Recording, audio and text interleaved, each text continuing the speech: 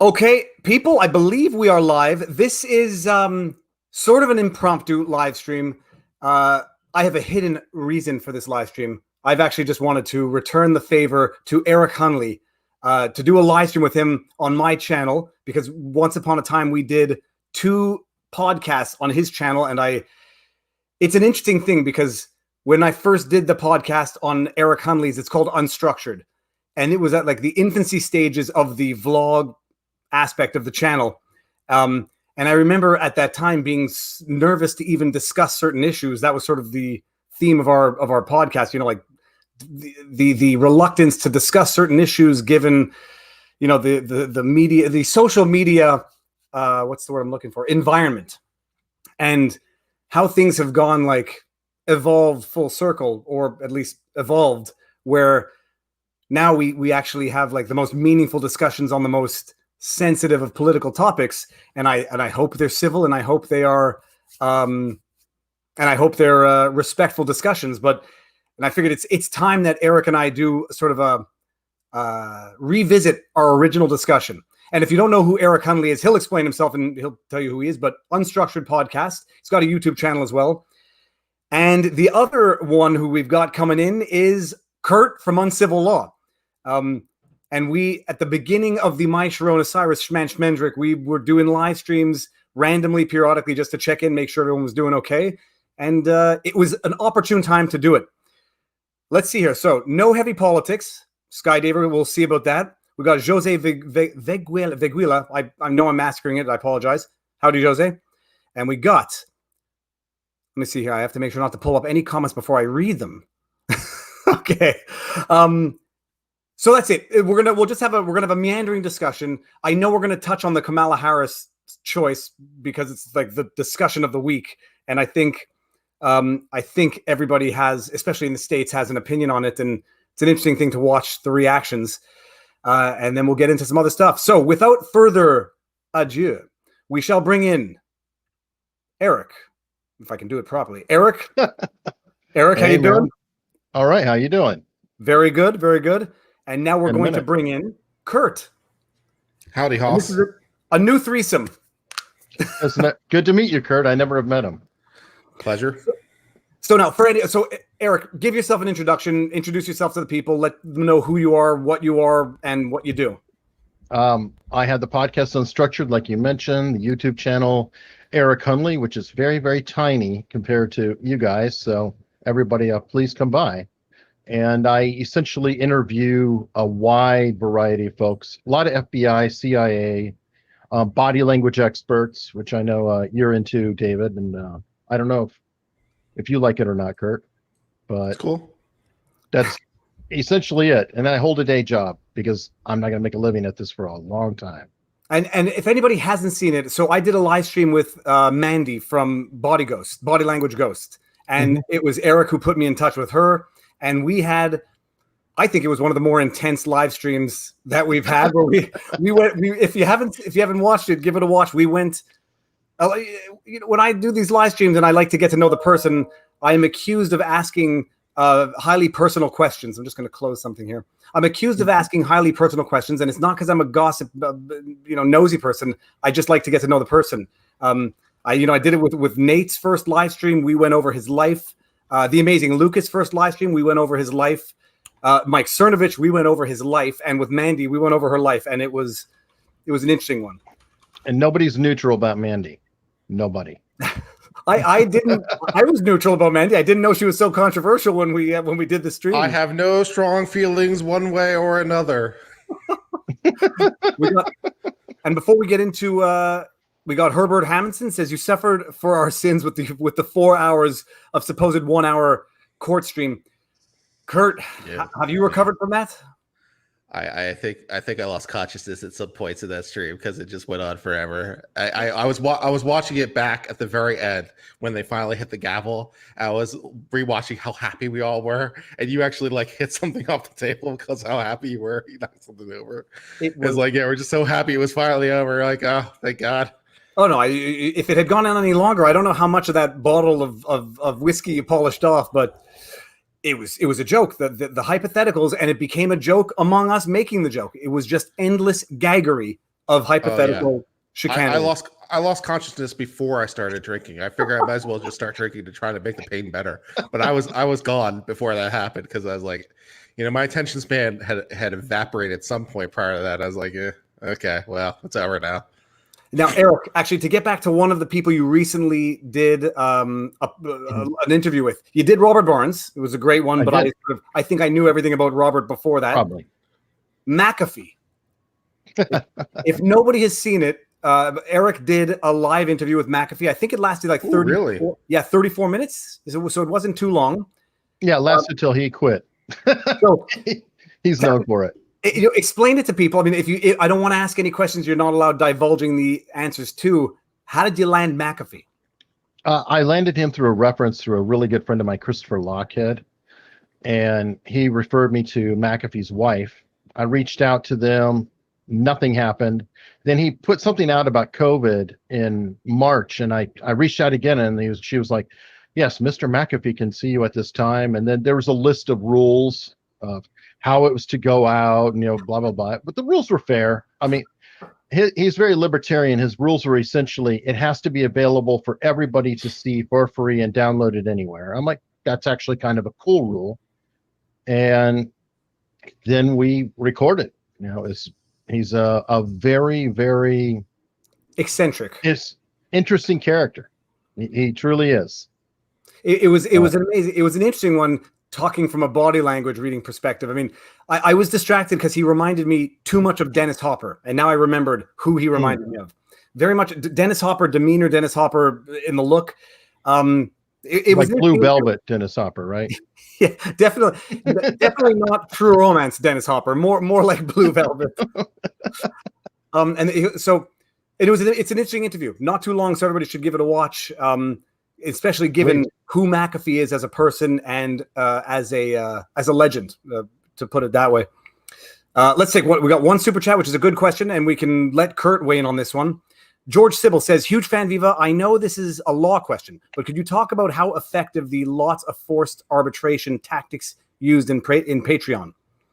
Well, it puts Patreon in a huge bind because they have to put up a lot of upfront costs for all those many arbitrations, and they have to pay for their legal fees throughout all of them independently. The fact they're all independent makes everything so cumbersome because you have to have however many dozens or hundreds or thousands of trials, even though they are essentially the same issue.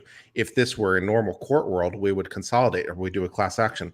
But Patreon, by their own rules, has specifically disallowed this, which is more a disadvantage to Patreon because everyone else can just focus on their own case and they have to split their attention multiple different ways, which is obviously a challenge. So I think it's a very big deal. It will become a bigger deal if, say, Sargon of Akkad can leverage his fans to also file arbitration complaints, or other people who have been similarly treated, people who have not used Patreon since the new rules came in place, people like me, for example, who have not used Patreon since the first and are not bound by those rules. So I was like, yeah, maybe I'll file a complaint just because I can. So it becomes an increasingly big deal. Didn't Uber have that done to them? Out of curiosity, I'm just wondering if that's where Benjamin got it. DoorDash or somebody. It was DoorDash. It wasn't Uber, Yeah, but they had the same problem. This is the one problem with the arbitration clauses in general. People like the clauses. They've put them in contracts, service agreements, and they're generally speaking binding. The biggest mistake that Patreon made, and it's a weird thing. I don't know why people are so reluctant to have people group together and form a class. They specifically prohibited the forming of a class in the arbitration proceedings, which were mandatory, which were required under the contract, which was the problem. But like I say, specifically in Patreon, their big mistake was drafting it and then what they did afterwards, because I think any court system would have allowed them to group those claims together, even if they didn't provide for it in the contract. Where they screwed themselves is by their own dirty hands and bad faith and trying to screw them out of the terms by changing them mid-game. But no, not only would have court system allowed it, they would have forced it. They would have said, yoink, I'm just consolidating all these things because I recognize it's the same case 300 times. I don't care whether you want it or not. I'm just consolidating it. And the other thing is it would avoid the risk of contradictory judgments. Imagine you have 30 or 72 different arbitrators and they all render it a different way. There's and also because it's arbitration, all those judgments are not public. So there's no common law. There's no common precedent. So the probability of all those cases coming out the same are zero. And so it just becomes a huge kerfuffle of how Patreon is supposed to apply multiple different inconsistent judgments. It's like, well, you put yourself into this box, so welcome to the box you put yourself in. I did love the court's language because it wasn't from Patreon, but was from it might have been that DoorDash case where the court was basically saying, you've made your bed, now lie in it. It's like, you're the ones who want these rules. So it's like, well, welcome to the rules. It's karma, isn't it? It's so much karma. The irony is that Patreon created itself to fight online censorship, becomes the online censorship, and then I don't know what it is, if they had bad legal advice or people just think they're too smart for their own good and they're going to get away with this. Like, hey, we'll just change the terms after someone's filed, 70 people have filed a claim. That was a nice trick. No one will know. Now, this is not going to turn into a law-only live stream because I don't want Eric feeling, I don't want this to be only law, but we're going to do this because it's a follow-up question. Most companies in California have taken up similar terms of service forced arbitration. One recently had a lead of 7.5 million California users invoking the CCPA, which I think is the, I want to say, what is the CCPA? I'm thinking California Code of Civil Procedure. And they forced the arbitration clause. Jams has in it some interesting rules. Jams is good. AAA is good. I mean, they're good organizations. They do good work. They're the big players in this group. So no particular objection to Jams. No self-awareness is what the Attica says. Yeah.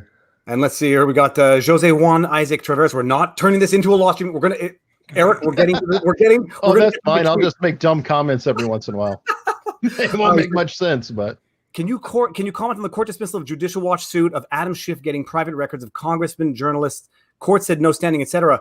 Is that a new decision? Because I don't know about it.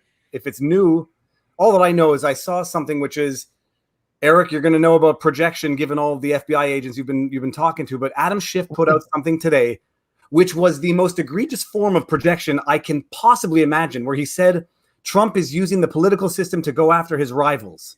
Something about the Durham as opposed to all politicians in the history of ever. Yeah. CCPA. Oh, that's right. CCPA. Duh. It's the California COPPA or whatever. Okay. No, COPPA is the child thing, but CCPA is the California version of GDPR. I forgot. What's GDPR? Let me Google this. That's the online rules. Remember when you had to sign agreements to every site you visited a year ago? That was the EU putting out the requirements about the websites and the privacy laws, etc. CCPA is the California version of it.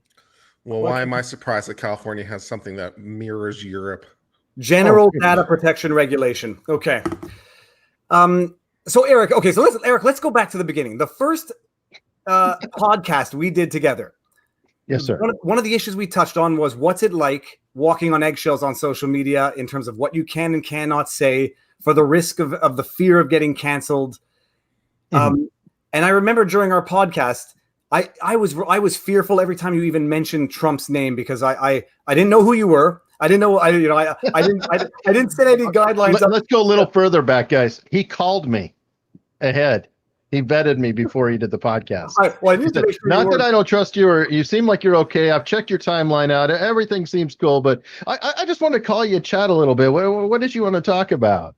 Well, I just say I don't mind. I'll do it live. I don't even know the questions, but like, where do we go? There will be my only rules in general, no editing, and I do it with other people. Is editing is once you start editing, it gets bad. But I need to make sure that I'm a lawyer. I do my due diligence that you're not totally out there, or that you don't have some verifiably bad social media footprint. Sure.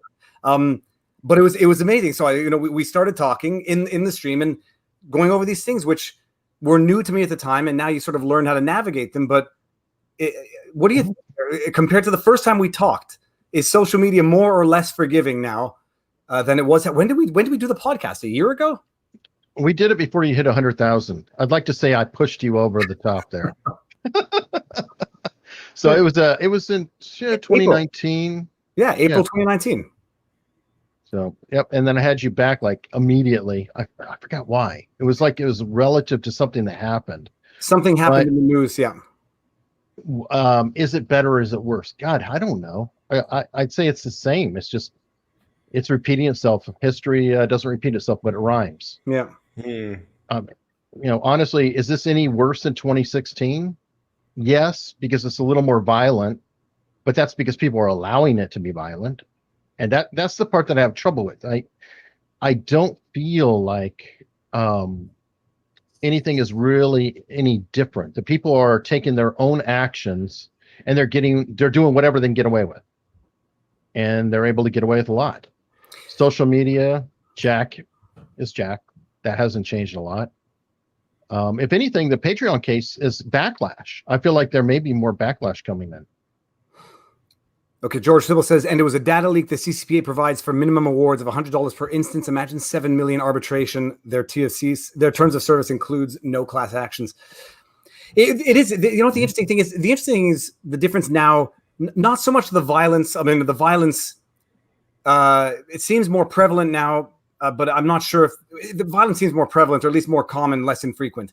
The interesting thing now that I've discovered through the vlogs is the weaponizing of the actual prosecutorial process, the judicial process. So the violence is getting worse on the one hand, and the prosecution of the violence seems to be getting worse. But on the other side, like it seems to be getting worse in that it has nothing to do with the actual violence. It's sort of like a double punishment, like the McCloskeys, like the Amy Coopers, where it's political punishment and not actual prosecution of the most violent or dangerous crimes. Although I'm sure some people are going to argue that Amy Cooper's transgression is of the most violent and dangerous because of what it could. I know people are going to make the arguments, but it is. I mean, what is it like in the States now? You see this firsthand. Is the violence as bad as we see in Canada, or is it circumscribed to very small areas, or is it in fact as bad as it looks? Apparently, there was a riot in my town. I wasn't out to look. I don't know. I know there are some riots in Richmond. I live in Hampton, Virginia, which has Hampton University, which is a historically Black university. So very, large African-American presence. So not completely surprising that there was a protest march, things like that. But I didn't really see it. And most people aren't out for COVID. And we have a governor, Ralph Northam, who oh yes, we know Ralph. Very very selective in what he chooses to focus on. But I don't know. I imagine it's happening, but I'm sure it's just like everything else. It's in small areas. You could probably walk around town and not know anything's going on. Well, Kurt, you actually did some live streaming from what was going on in Dallas, right? Austin. Sorry. No worries. Yeah. So yeah, I used to live in Alexandria, Virginia. I moved to Texas in February, and I was doing live stream from downtown Austin with the rioters and the tear gas and the projectiles and all that stuff, and huge marches in downtown Austin at the Capitol, where there was no social distancing of any kind and so forth and so on. They just voted to take $150 million out of the police budget, even though crime rate is up. So that doesn't seem like a problem in any way. Yeah, it's like a problem in any way. So yeah, although all that being said, though, things are not as bad here in any respect as they are in, say, Portland, at least from what I can tell in the news. I go out and I walk around downtown usually every day to try to get some exercise. And at least what I can see with my own eyes, it doesn't seem that bad. There's been a couple places that have been broken into, a little bit of looting, but there's nothing like being massively burned down, or that I can tell. At least I don't feel threatened just walking around downtown.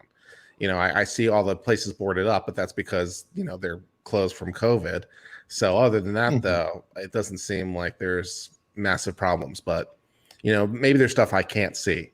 But we don't have a zone that's been going on for 70 days at our federal courthouse where there are fences and all the rest of it. They're letting that happen. That's what's not really happening here in Austin. So yeah. Okay, hold on. We're going to do this question here. The real Mambuga. Can anyone tell me the name of the first submarine? Yeah, I probably could. Confederacy deployed it during the Civil War. Yeah, Hunley. Yeah, and the inventor died in it. Yeah, I saw it in person after they rescued it out of the depths of the ocean. So yeah, pretty cool. Okay. Yeah. All right, and then George Sybil says, that's all. No worries about answering. Keep up the amazing work. Thank you, George. There was one question that's just going to bring us into the next discussion, actually. It's a good one. Hold on. Where is it? George Sybil says, I'm going to be surprised if we don't see aliens this year. Oh, hey, that's how crazy the world is right now. Well, Trump tweeted, I mean, they tweeted or suggested as much, like out of this world vehicles. Here we go. Tommy Stewart. Tommy, thank you very much, by the way. Good to see you again. Media coverage for the Smollett case versus media coverage of the riots. The media is 100% culpable in covering up the increase in real violence. So that's the thing that is most mind-blowing to me. And I feel really sometimes like I'm going crazy because maybe I'm just too involved in it and I'm just overwhelmed by it, that people don't understand this. And the people, well, they're making the news. They're writing the news as if it's fiction. And that's what's, I think, irritating is that, wait a minute, you don't bother. What was it? A 10-year-old kid is executed, or 5-year-old kid. 5-year-old, sorry. I aged him out. Executed in his yard. I mean, I think by all accounts, cold blood, that has to be the most non-political possible thing out there. Crickets. Cannon Hinnant was his name.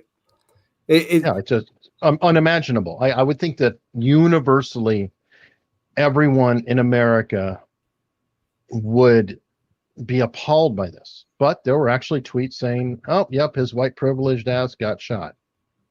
The social media is a disgusting place. And I have no doubt that was probably on Twitter, a place where those types of comments don't get insta-banned the way other comments get insta-banned. But yeah, I mean, I would never have known it. I saw it because of the people who are tweeting, the people who I follow. But then the question is always like, am I wallowing in a certain world where certain things seem more exaggerated than they are, or am I actually just aware and just flabbergasted by the fact that other people are not aware of Chaz? They're not aware of the Amy Cooper prosecution. They're not aware of the McCloskey's prosecution. They're not aware of the tampering of evidence in the prosecution. And then when I flip links to people, they're like, those are links. Those links aren't New York Times. Where like that we still live in a world where people don't believe it if it doesn't come from the New York Times.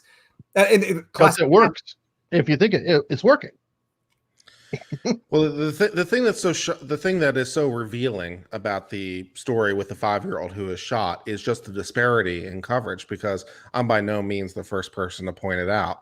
But if the races of the people involved had been reversed, it would have been an actual news summary with top line coverage in 24 hours. Now, if it had been a black boy with a white, yeah. I mean, it is a horrible event, but it is a local crime story. And, who knows what happened? Someone had suggested, and I think it's plausible, that the guy was just trying to be threatening, and, he doesn't know anything about firearm safety. And so, the killing itself was accidental, even though, now what that legally means in the end, whether he was trying to intend to kill him, basically, versus it was an accident, what the legal implications are neither here nor there. But at least as this point goes, if it had been reversed, it would have been, 24-hour coverage. This is white America. But because it doesn't fit the narrative, there's barely a mention of it. And it is distressing at best. It seems like the media is the one that's keeping racism alive, because I can be a pain, though, and flip it a little bit, because there is the going trend that if it's a very attractive white female who is murdered, that would draw more press, thus Lacey Peterson, things like that. Mm-hmm. So maybe some of this is an overcorrection. I'm not saying it's good, but that's fair. There is that angle. Even that in Lacey Peterson, I mean, the argument there, just to make the other argument, would be Ms. Diamond, who was shot by the Minneapolis police officer. I mean, the thing is, then it becomes like an assessment of how do you quantify the coverage? Because I remember, people are using that as an example, but there was a ton of coverage on that at the time, at the very least from what I remember. Kurt, the exercise that everybody always does is had the races been reversed, had the genders been reversed. I don't like playing that hypothetical, because A, you never know, and B, you can always say that under every circumstance. So like when I did the video of the doctor who was deprived of custody of her daughter because she was working in a hospital, and the father, wanted custody to protect the daughter during COVID. A lot of people in the comment section were saying, "Well, this happens all the time to men. It doesn't get the same coverage, so I don't care," type thing. Sure. Which, that's often used as an excuse just to not care about the current example, but it should. I guess the flip side is, like it's an indescribable horror. There's nothing more to it. Mhm. It was in Fox News. Had it not been on certain people's Twitter feed, I wouldn't have heard about it today. Maybe it will get the coverage that justice would warrant, and maybe it requires sort of like that momentum of people pushing it. But it is curious why some stories just get wall-to-wall national coverage and then others get totally buried. I mean, we live in a fairly big country, so I'm willing to bet that today something happened that is of equal horror, if not greater horror, than what happened to that 5-year-old kid. Because I mean, we live in a country that's 350 million people, and so like things like that probably happen somewhere at some point every day. So it's like, why that story and not other stories? What about it is rising to that level or not rising to that level? What makes it exceptional or not exceptional? And I think it's fair to ask questions like, well, if it were reversed, would we be doing the same thing? Because if not, it might suggest some biases or biases of the news in this case. So like, would it be equally bad if it was the other way around? Yeah, but that's like when I at least try to cover this on my channel, I try to ignore those factors. Like when I was discussing Mahmoud Arbery, or I was discussing the cop shooting, or I was discussing George Floyd, I just try to look at like, okay, if I flip it, would my analysis come out differently? And hopefully not. I wish you could hopefully A/B my analysis it. comes out the same. Wouldn't it be cool? I wish there was a way to actually A/B test it. Like, like to leak a story of it reversed and see if it catches fire. Well, Find a way to do it. It's seemingly impossible. I know it's a thought experiment, but I really would love to be able to report half of these stories and reverse who said it, or what was it? They did the Trump Hillary debate, and they did the Obama Trump's comments where they inverse them when they go ask people, or what was the other one where they played Trump's speech but using Obama's voice through AI, and people had totally different reactions to it. Exactly. And I feel like it needs to be filters like that to test. Well, there is absolutely no question in my mind that whatever is going to be more divisive and elicit more passions, the media will go with, because that's how they make their money. There's just no question, and they stoke the flames because it's good for business. And so in that sense, the roles reversed, no question about it. It would, but only because of the history of the media and what they've been focusing on for the last little while. Let me get Ginny Thompson. Ginny, thank you very much. Have a beer in honor of my favorite vlog dog. Oh, Barney. He's doing well. For anyone who saw my previous video, I wrote the guy to see how he's doing. He said he's good. Do you want to come see him? And I said, I don't want to, because it'll make me cry. And also, I don't know, maybe there's something in me that made the dog nervous, and I don't want to undo all the training. So Troy S. says, it is disgusting how the death of the 5-year-old is being treated by media. There is so much wrong right now with society. Great chats, guys. Keep it up. Loving it. Thank you very much, Troy. There's no question. There's no question. There's no but. It's just, it's horrific. What's the proper response? I mean, you got a family going through just immeasurable horror right now. It's probably one of the reasons why I just want to, sometimes I feel like I might just be reading too much news, because it's just, the bad news sells, and that's all you hear about it when you just keep reading it, when you keep doing. You probably are. Yeah. No, it's like, it's what else is I read the news to find the interesting law stuff, but you go on Fox News, you go on CNN, it's just nothing but misery after misery story. What do we got here? Yeah, well, this is the real Bambuga is drafting the headlines of what would have been the other way. It is, yeah, no, and you can't. And the other thing is, you can't blame people now for being cynical. There's no way to blame. You can't blame them for being cynical, and you can't blame people for now thinking that the term conspiracy theory never had a meaning, and if it did it's lost. Can we talk about the fact that media is completely nonplussed by Trump's involvement in Mideast peace? Apparently, Mideast peace is not a big deal. If Trump is the one doing it, can we talk about that? If it were Barack Obama, we'd be nominating for another Nobel Prize, which he got the first Nobel Prize for no particular reason. But he doesn't need to do it. Yeah, what are you talking about? Obama gets a Nobel Prize because he's sworn in as president, because he got it like immediately when he got sworn in. He had done nothing at that point. Trump brokers peace between UAE and Israel, with apparently more Mideast states to come, and it's not that big a deal. How's that work? Normalizations is the really, really important part. I mean, having direct flights and communication between them and free trade. I mean, that's how many people will that actually lift up that are now able to sell their goods between or do business. I mean, there's a lot there. And the COVID angle is awesome too. because Israel is pretty high tech in a lot of medical things like that, and that may well save a lot of lives in the Arab world. The phrase I always like is "free trade stops wars." You know, people who trade together tend not to fight each other. So it's like, it's like if we can have normal relations and we can start trading together, free trade stops wars. So great. That means we're gonna have peace, and we're gonna exchange embassies, and we'll open up our borders, and people can exchange, and we'll live in a civic community. I'm like, excellent. And something to lose. Yeah. Because now you have money, you have income, you have work, things like that. A relationship disintegrating. I swear that if Trump announced tomorrow that he had brokered a 2-state solution between Israel and Palestine, and they were ready to sign it at Camp David, the media would treat it like, this is not that big a deal.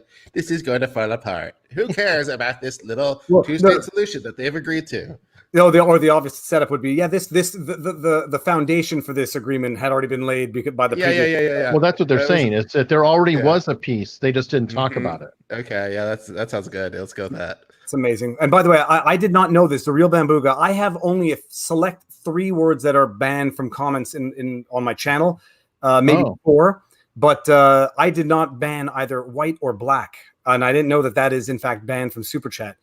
All I know is your channel. I'm wondering about you because you're getting different clicks, and you seem to be on the YouTube bad boy list. All I know is I banned 4 words that have no place in any discussion, and people can asterisk them to spell them. But there's 4 words that have no business in any civil conversation, even for historical explanations. Let's see. We got that. Also, I love that. Okay, no, we got that. Crowder is God.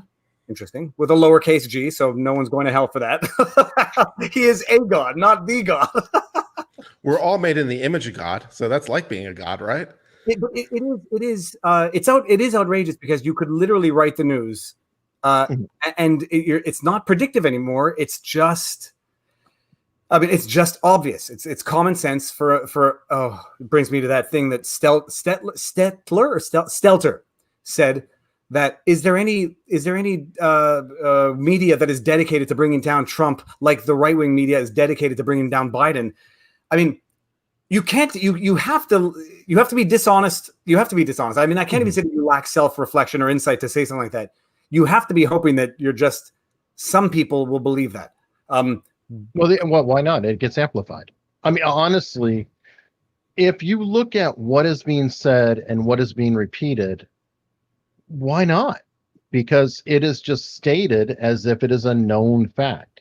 Things are getting tossed off as if, it's just common knowledge. I mean, literally Hitler. It is pure government it's pure propaganda to even. It's not even. It's so implausible, but then you state it with such.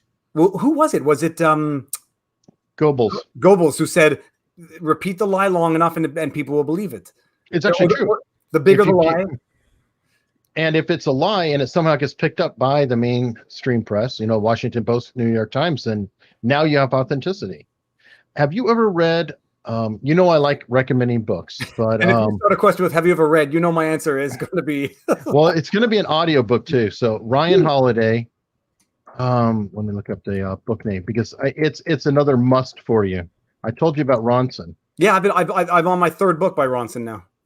Oh yeah, he's fantastic. No, Ryan Holiday wrote a book, and it was early on. Trust Me, I'm Lying: Confessions of a Media Manipulator. It is phenomenal. He wrote it in like 2009. I think he was in his 20s. And he talks about how when he was working for American Apparel, how he would get them to pick up stories, get them to do everything. You've heard of Tucker Max, right? Ryan Holiday is the guy who put him on the map doing the marketing. So a good example Ryan Holiday would say is you find out who the reporters follow. Then you check out that person, find out who they follow. Then they're usually some small pikey, POS type of publication. You slide a story into there, it gets picked up by the reporters and starts going down the line. And suddenly your little ad campaign at American Apparel gets picked up in mainstream press as if it's a real story or political or anything else. Is the most brilliant media manipulation guide I've ever seen. Okay, that's definitely going to be on. I'm on my 3rd book by Ronson now, which is The Men Who Stare at Goats. I did the psychopath test. but I'm looking to get off of John Ronson because I'm using all my Audible credits on him. But Are you a Well, psychopath? I told you Thomas Sowell, dude. Thomas Sowell, Black Rednecks, White Liberals, and Ryan Holiday. okay, done. I'm gonna have to remember what time. 35 minutes. I had my 2 book recommendations. We got Pink Sniper 28 says blood cells in the media's hands are covered in more blood than those of past despots.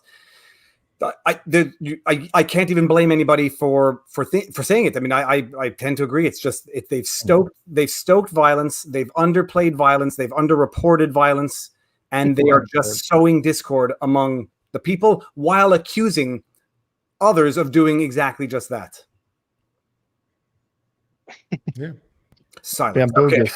Now I saw a comment that I wanted to bring up, and it said that I'm wrong in that it is valid to do the comparison. Oh yeah. So I can't find it. I think I skipped it, but if I can find it, I'll tell you why I think I'm not wrong, or why I just don't do it. It's no different than hypotheticals that the Court of Appeal was using. They're just more concrete hypotheticals. You can argue from past examples, and I know people do it. It's not totally invalid. I think there's some merit to the argument, but it just becomes reflexive to do. And it is still nonetheless a hypothetical. It's, as far as I'm concerned, it's a hypothetical. We'll never know because it hadn't happened that way. Whataboutism. It becomes whataboutism sometimes, which I don't really like whataboutism as a defense or argument, because at least to my mind, I use comparison a lot as a logical tool. So I think a lot by reasoning, by analogy. So if you come at me with a situation and I say, what about this? I'm trying to probe something. I'm testing the boundaries of what you're saying. I'm posing hypotheticals to see if there's limiting principles. I'm looking to other situations to see what we did there, if that's the same. So whataboutism to me, there's probably an illegitimate reason to do it, but when I'm doing it, it's because I'm trying to look at these are how we've treated similar situations, or trying to understand something by looking for limits or whatever. So someone actually raised that. Someone almost convinced me on the legitimacy of whataboutisms, where they say you have to know how it's applied in other circumstances to know whether or not it's applied properly in this circumstance. I'll flip it the other way. I'll say before you can do the whataboutism, you have to at least address the current circumstance and take a position on that, as opposed to sucking and blowing and saying, I'm not, what about that? And therefore I'm not judging this, or I'm going to judge this differently because in another circumstance it was judged differently, and I don't want to apply the same standard to mine that I wanted to apply it to that. So the whataboutism is it's not invalid. You say okay, and this would be a classic example. Well, who was it today that just pleaded guilty to one charge of lying? The lawyer, not Kleinfeld. Oh, the FBI guy. Lawyer. It wasn't Kleinfeld. I thought his name was Kleinfeld, from the lawyer from not Strzok. Carlito's Way, but it was Kleinston. And I said, okay, this lawyer has now admitted to making a false statement under an investigation. Well, I don't care that I don't care in the sense that I'm not going to take for granted that he's guilty just because now it sort of fits the story that we've been following with Flynn.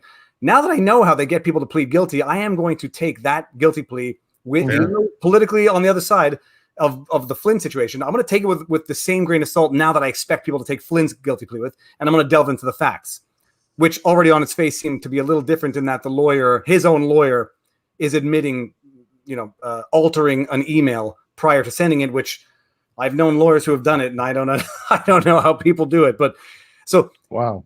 So like that type of whataboutism. Well, if we said Michael Flynn is innocent because he pleaded despite pleading guilty, well, we got to apply that same cynicism and standard to this guy now who is coming out of the Durham report, and I'm going to do it, but I'm going to come to my own opinion after I see some more facts.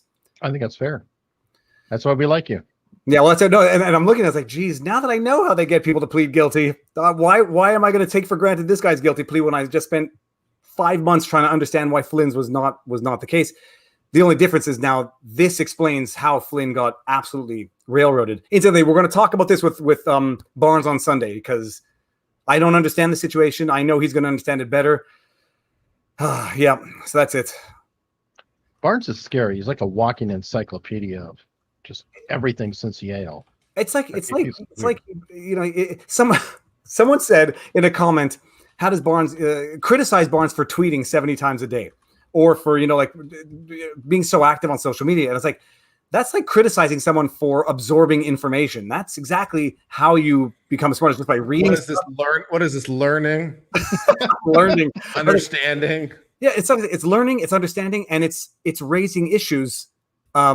It's raising and what's the word? Amplifying issues where there are issues. Like, that's where you do it. But to fault someone for actually tweeting a lot is basically like faulting them for digesting and processing and sharing information.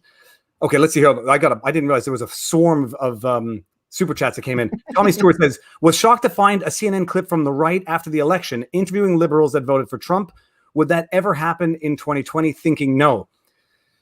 Let's see. We got Bambuga says Viva's banned words. Poser, Canada A, Rob, and Ford. No, none of those. None of those.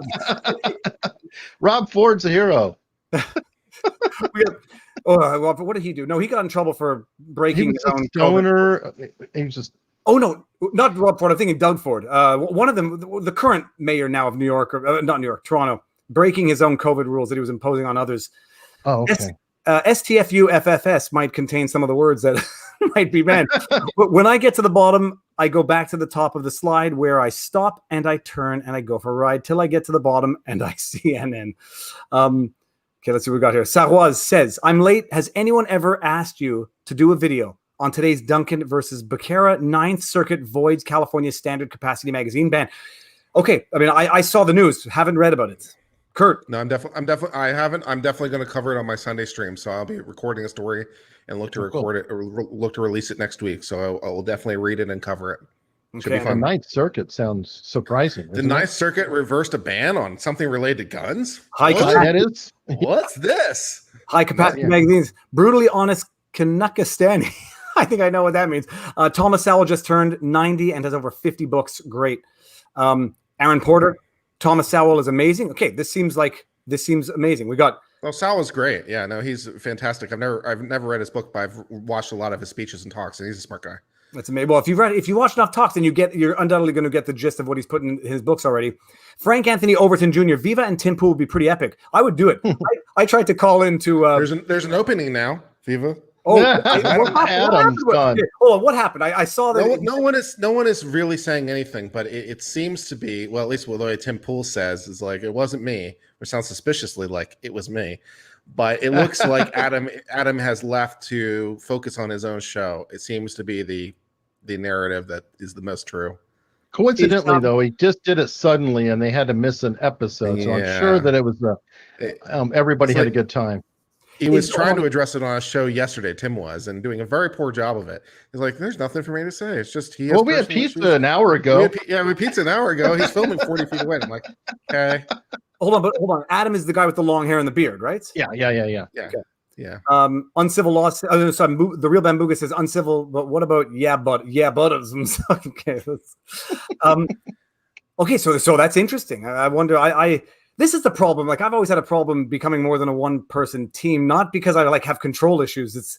I may have trust issues. It's like when you have a team like Tim, there's no question that Tim Pool, Crowder, who's the other one? DeFranco, like, they don't do all that work on their own. And so when there's a problem, information problems, you want to blame someone, but you can't blame someone. And I don't want to be in a position where I have to blame someone, or I don't want to be in a position where I say something that's not true because I didn't actually research it myself. So I don't know what happened with Tim Pool, but yeah, Tim, anytime. And Ben Shapiro, I tried to call into his radio show yesterday because I don't know why I got the tweet right at the second he tweeted it, but I had a guy visiting our air conditioning unit. Update, by the way. Can you see this? Oh my! Schwitzing. Oh wait, no, here, there we go. That's sweat. But we're getting one of the AC wall mount units replaced. Hopefully next week. Hey, what's up with your wife decided to stick around another day? Yeah. No. It's just in time for winter. We finally got somebody. So let's see. What do we want to talk about here now? No, one thing, your T-shirts. Do you have any? I went to go throw money at you to build your empire, and I didn't see any T-shirts on your site. Just cups. No, they're on represent.com, but they're all in the pinned comments. I noticed the Politics Ruins Everything has been the most selling T-shirt that we've had. I think there might have been 20 sold, maybe even a little more, like maybe 30, which is kind of cool. Okay. That's STFU says, I'm not a perfectionist lawyer. It's like, so when I had the law firm, like we had a law firm, we had two lawyers working with us. I had my dad at one point when he left his big firm. We had a paralegal. There, it's like, the mistakes are never. It's odd. It's funny. Like when you make a mistake as a lawyer, they tend to be forgiven.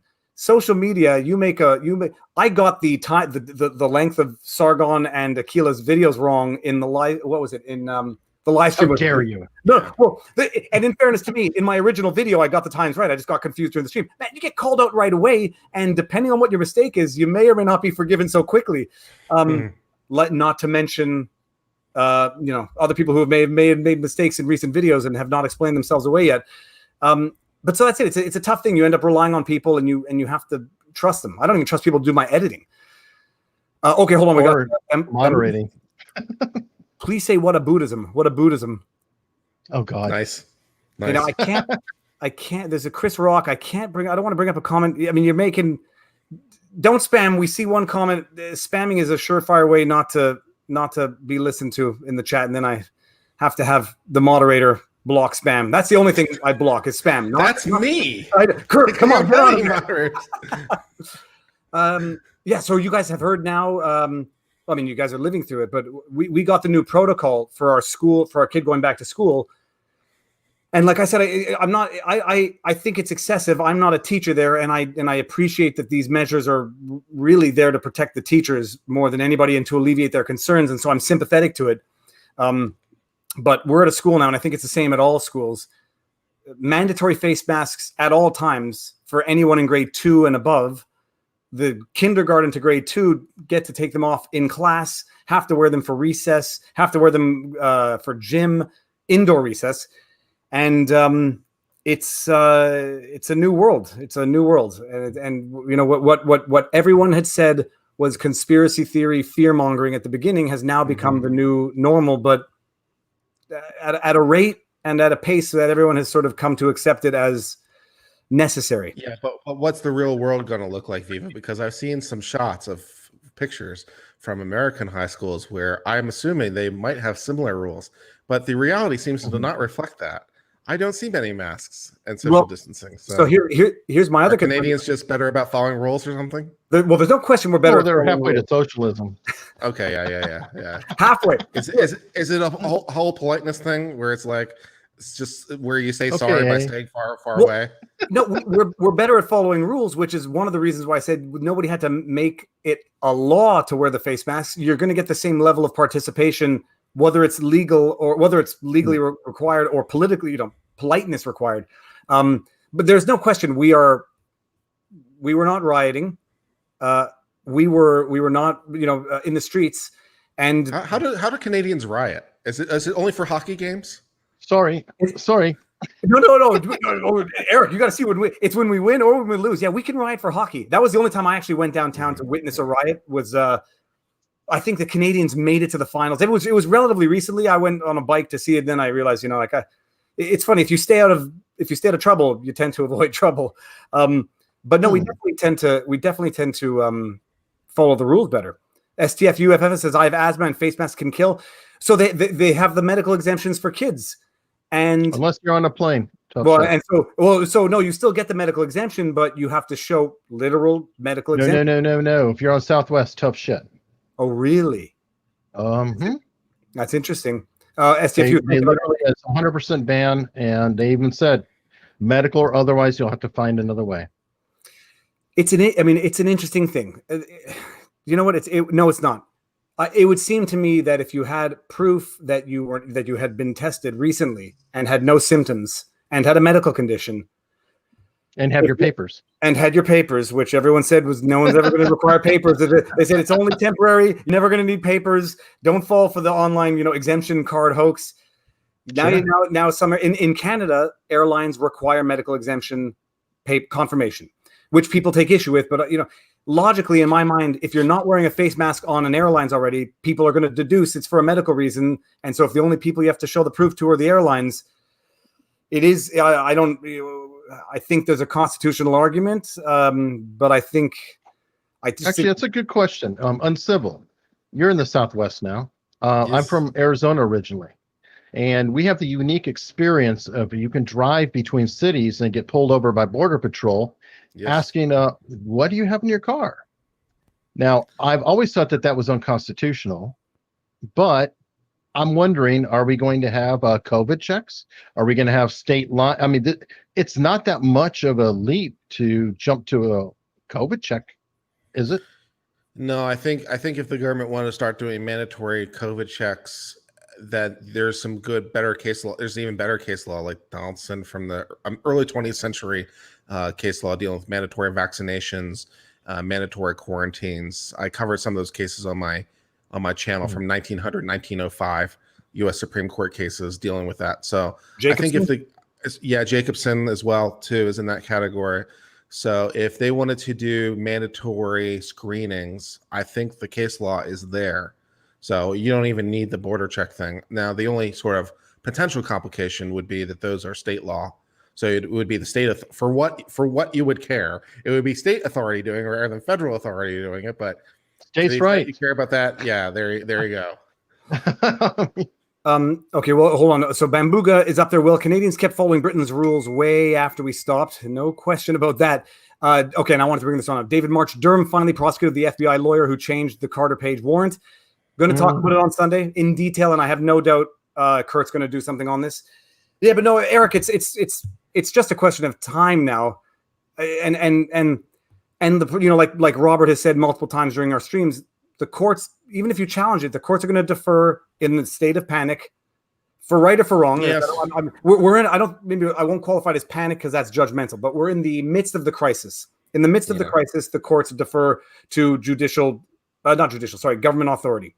Government. Well, it makes sense. Who wants to bear the responsibility? It's kind of like all the schools or a concert or whatever. If I'm a concert promoter, do I want to be the concert promoter that says, hell yeah, come on down. We're going to have a show. This is all BS. Meanwhile, 50 people get COVID. Boom, I'm liable. You crazy lawyers make things very scary for us. Well, the interesting thing is with the lawyers make it scary for the liability reasons, but then they also make it scary for, there are some who challenge the constitutionality issues. And then Barnes. you have your push and pull. I just think there's a lot fewer people right now challenging the constitutionality of certain measures. We're in Canada. I can't even, when we went on our road trip, we couldn't go to New Brunswick. It's a neighboring province. They still have they have the Maritimes bubble. We can go to Ontario. I think my brother came here, but it's like I couldn't cross a provincial border in my own country. Like roadblocks? Yeah, no, they have road checks. I mean, especially when there's bridges, it's easy. But they have road checks, and then they run scan license plates. And if you don't have a reason to be there, because they'll find out where you reside based on the auto scan of your license plates. What about that town? There's a town that is literally split between the U.S. and Canada, and they've already run into a lot of problems there. I don't remember if it's in Vermont or Maine, but people like the border. The country border is through buildings.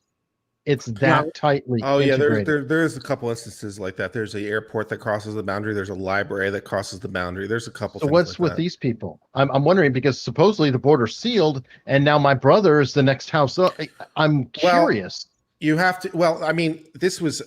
Past 9/11, even though this was an issue, like there's at least one instance where there's a street that defines the line between Canada and America, and on one side of the street is Canadian houses and one side of the street is American houses.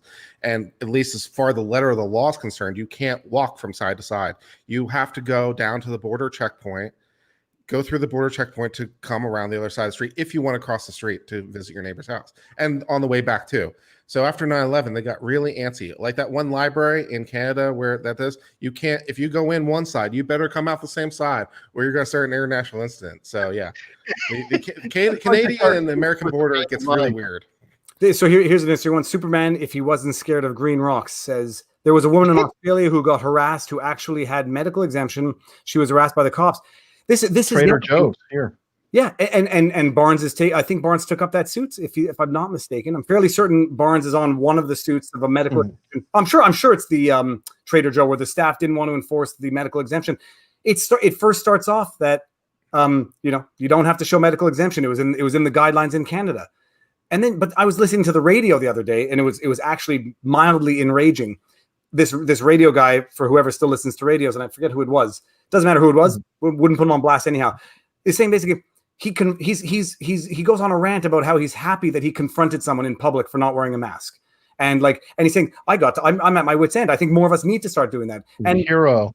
No, but it's a hero. And it's also like, who you're not even thinking. First of all, in circumstances, from what I understand, the person was not indoors. I mean, I don't know the exact circumstances, but you're actually like promoting this mob mentality where it's like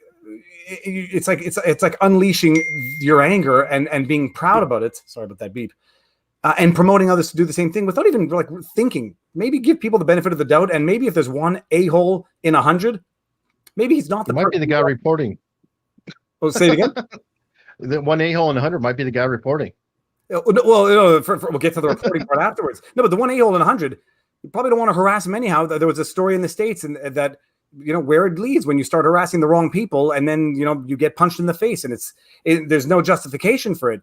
It's just what happens when society starts breaking down, where people start thinking they are the police of their other people, of the habits of their neighbors in public arenas, and people. It invariably leads to those types of incidents. Did I just miss a blast of? I believe I did. Okay, hold on 1 second. Let's see what I got here. I'm trying to bring up some. I want to bring up as many non-super chats as well. I see. Okay, hold on. What happened here? Where did it go? Come on. Scroll down. Here we go. Superman, if he wasn't holding green rocks. That is some dystopian stuff, Viva. Well, if you haven't seen the one where the guy got pepper sprayed in the face at a Tim Hortons after an altercation with cops. And, I love the comments and I appreciate them. I said he pepper sprayed for not wearing a mask. And everyone's like, well, no, he was pepper sprayed for resisting arrest after being told to leave because he wasn't wearing a mask. And as far as I'm concerned, when that happens within literally 30 seconds, I don't think there's a meaningful distinction between getting pepper sprayed in the face for not wearing a mask and getting pepper sprayed in the face for not leaving. How do I turn off the beep on this freaking computer? Sorry, we're going to have to deal with that. When it happens within 30 seconds, no, that's getting annoying now. Okay, hold on. Okay, sorry.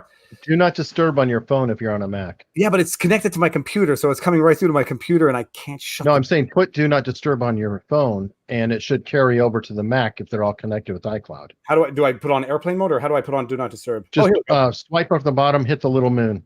Done. Let's see if that works. If you have a BLM shirt on, no one will bother you about not wearing a mask. Well, that's another thing where science gets politicized. But I said, it leads to incidents where people are getting pepper sprayed where it's madness for everybody, not just for the guy. Bambuga says, oh man, I would be attaching photographs of license plates all over my car. I even have some license plates from Afghani and Iraqi provinces.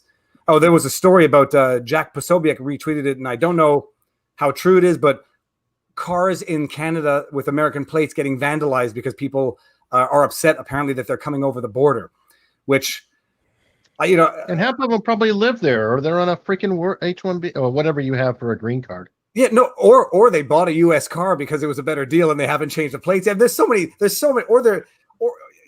things that can explain it. But at first I said, look, this story sounds like a bit of an exaggeration, but apparently a political official in British Columbia, if you can believe this was an actual quote. It said maybe people with American plates want to think about taking public transport or bikes. And I was going to say that's a great way to blame the victim. That could be de Blasio. I mean, de Blasio could say that. Would that surprise you?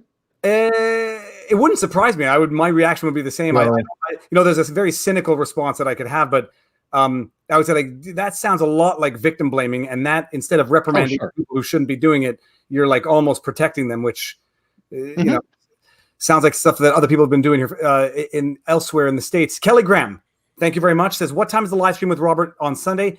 7:00. I didn't want to send out the link now because I didn't want it to get confusing with this stream. But tune in 7:00, and it's going to be another jam-packed, highly interrupted live stream because someone tweeted, I don't work from home. I live at work, and man, the kids when it comes to streams have a weird thing where they decide they want to be with me and in the basement when we're doing streams. Talbot says, it's kind of funny that you think case law matters at this point. It doesn't. That's going to be the other issue we talked about with Barnes, is when people start losing faith in the judicial system and start losing faith in authorities, in their government authorities. Okay, what were we talking about there? So the border towns. We can't cross our provincial borders. There's no question it's unconstitutional. There's no question. The only question is, like in the States, can it be saved as a justifiable limitation on constitutional rights given the urgency? Is it sufficiently tailored to the issue? Does it adequately address it? When it comes to, when it started off as flattening the curve, it's one thing, but when it comes to blocking interprovincial travel, where you effectively have no cases in either of the provinces, the argument is going to be, well, we want to keep it that way. Well, then the argument is going to be, do we have constitutional rights then? We appreciate the argument. But then if it's going to be that limitation to prevent any cases, I'm not sure that that's going to be, reasonably justified under the Constitution, but nobody's challenging it. You guys in the States are doing a better job. Do you think it's all going to stop after November? I mean, no matter who wins, because if Trump wins, okay, it's too late. Go work on an impeachment. If Biden wins, well, then the press will be happy and we can move on. I'm just curious if a lot of this craziness will suddenly become not a problem. For example, when the original protests came about, COVID was forgotten for 2 or 3 weeks. Yeah, until the numbers bounce back the way we see them bouncing back in certain states. I don't think it's gonna stop, because we're, I want to call it madness, but the restrictions here are getting worse and worse, and it has nothing to do with the elections in the States. I think the political climate, the global climate, is one that this is not going to get better anytime soon, and I think it's actually going to get worse before and after November, because it's going to be coupled with another wave of the seasonal flu, which is going to wreak havoc on. Well, that's what worries me is right now. I mean, we're supposed to be in the window where we're on a break from it. So that's creepy. Yeah, no, and I mean, I tweeted it before, but it's just going to be madness. Like, if they expect kids to stay home when they have a cold during, the next flu season. Is the expectation going to be that the whole family has to stay quarantined until you all get negative results, but nobody believes in negative results anyhow because they're 30% false negatives? I mean, and then when we did our test, when we had our colds and we did it to alleviate the concerns of the neighbors, it took us 5.5 days to get the results by email. The only reason I got them after 48 hours was because my doctor, very nice person that she is, called our system and got my results because she had access to them. You weren't worried at all, Viva, right? I had the one night where, because I have my issues. I had my one night where I had my anxiety attack. And then after that, I was like, okay, well, now I'm just frustrated because I can foresee what's going to happen. And, I have people asking me, like, do I go to work? Because if I go to work and someone tests positive, I've got to quarantine for 2 weeks. I've got, a husband and 2 kids. It's not a sustainable lifestyle for professionally, psychologically, emotionally. And I don't know what's going to happen. It's not going to be good. I had an ER doctor on, and he does not believe in tests. In terms of the efficiency, or in terms of doing them? He doesn't like widespread tests. According to him, he wants tests on every person, every entry into nursing homes, meatpacking plants, and places where all the flare-ups have occurred. But in terms of widespread testing in the public, he feels they're worthless because, one, okay, I test, I'm clean, I can pick it up in an hour and then go hug grandma. So it doesn't do me any good.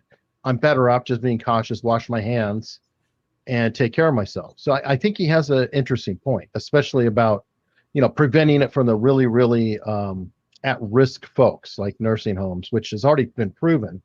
If you look at the numbers, they're scary. Like, all the people who are above 80 are like equal to the total of everybody who's under 80 in and Canada, on down the line. Yep. No, in Canada, I pulled it up the other day. It was 71% of the fatalities were over 80, and 90% of the fatalities were over 70. And then, the rest are spread out. And which is even more shocking when you consider what percentage of the population the demographic of 80 and over represents. I don't know what percentage of Canada is 80 and over, but it's even more astounding like that. And it is an interesting thing. The tests come back 30% false negative. It is true. You can pick it up getting the test. That's what the irony. Yeah. I'm having this. I'm at a clinic where people are going to get tested, with a guy sticking something up my nose. Like, geez, I think I'm more likely to get it there than I am to not get it. Period. Although probably not, because they were disinfecting everything. But it's going to be an interesting season next season. Okay, I'm going to blast through these super chats, and then we're going to try to get some non-super chats. Sons of Titan says, if you're in New York City, they are stopping you if you're an out-of-towner, and forcing to quarantine can carry huge fines. Yeah, that's Connecticut and Jersey too. We won a trip to Mexico on Kelly Clarkson show this year. I don't know if anybody saw that. I'm not sure if we can do it. Like, it's going to turn into a month-long trip if we have to quarantine for 2 weeks on both ends. It's crazy. Hold on now. I missed a lot here. Sorry, guys. Let's see if I can do this real quick. Okay. Did you know Justin Trudeau is now a comic book hero? I don't know that. Is that true? Very nice. Let's see what we got here. Aaron E says, how long until Canada goes Melbourne, Australia, where you have to basically remain within 5 miles of your home for everything? Well, actually, we were there already during the peak part of the crisis, where you couldn't leave in Montreal. You couldn't leave the island unless you had a good reason. And I had a buddy who has a cottage and couldn't go back and forth to his cottage because they weren't, his plates were Montreal plates, and he was going 80 miles from Montreal. We were there already. It's just, and people put up with it. People justified it, and nobody questioned it. Even if it works well for the lawmakers because they're all within 5 miles of anything they need. It's the rural folks, and coincidentally here, typically right-wing folks, that'll suffer the most for that. Now, I'm bringing up Chris Rock. Chris Rock, if you caps do not make you get heard better, as to quote Scott Adams. So first of all, thank you for the super chat, but try not caps no good, spam no good. Just but thank you for the support. And so it's abundantly clear to everybody. If I pull up a super chat or a comment, it does not mean I approve of or sanction that comment. So I don't. Speaking of going back to our initial discussion, Eric, our initial podcast. Sam H. Leslie, I hope you didn't forget to put a question in if you wanted one. So let's see. One more here. Sarwaz is fry. Fight it like the left would. 200 plus people cross a border. Old ladies and minorities first. Make them arrest ethnic grandma. I'm not sure what that means, but the no, like we don't fight them. It's just a question. It's like some things you can understand, some things you can't. Where do you fight? What do you fight? How much do you just allow a certain reaction based on unknowns to cripple everything we've ever known about a previously free society? I mean, it's some people keep saying, well, we know so little. We don't know anything, and a lot of experts saying we don't know anything about this. And then my thing is we don't know anything. So what are we doing based on that? What is the word? Dearth of knowledge or dearth of information. If it was a real pandemic, there would be no need to test anyone. The hospitals would be full, deaths everywhere, and no need to fiddle the figures. I don't think that quite follows from its premise, but okay. We got the real Bambuga says, I'm Viva Fry, and I support this message. No, Bambuga. Okay. Well, we got the clip now. Are you aware that the girl Justin Trudeau was much younger than initially thought? Are you aware that the girl Justin Trudeau was much younger than thought? I'm not sure. Oh, Eric, Kurt, have you heard about our scandal with Justin Trudeau?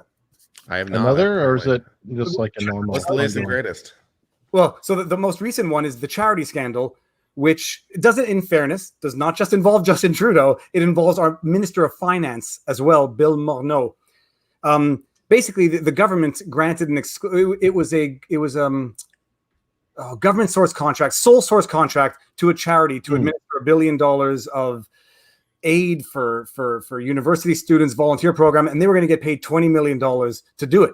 Sole source government contract, unilaterally attributed to this charity.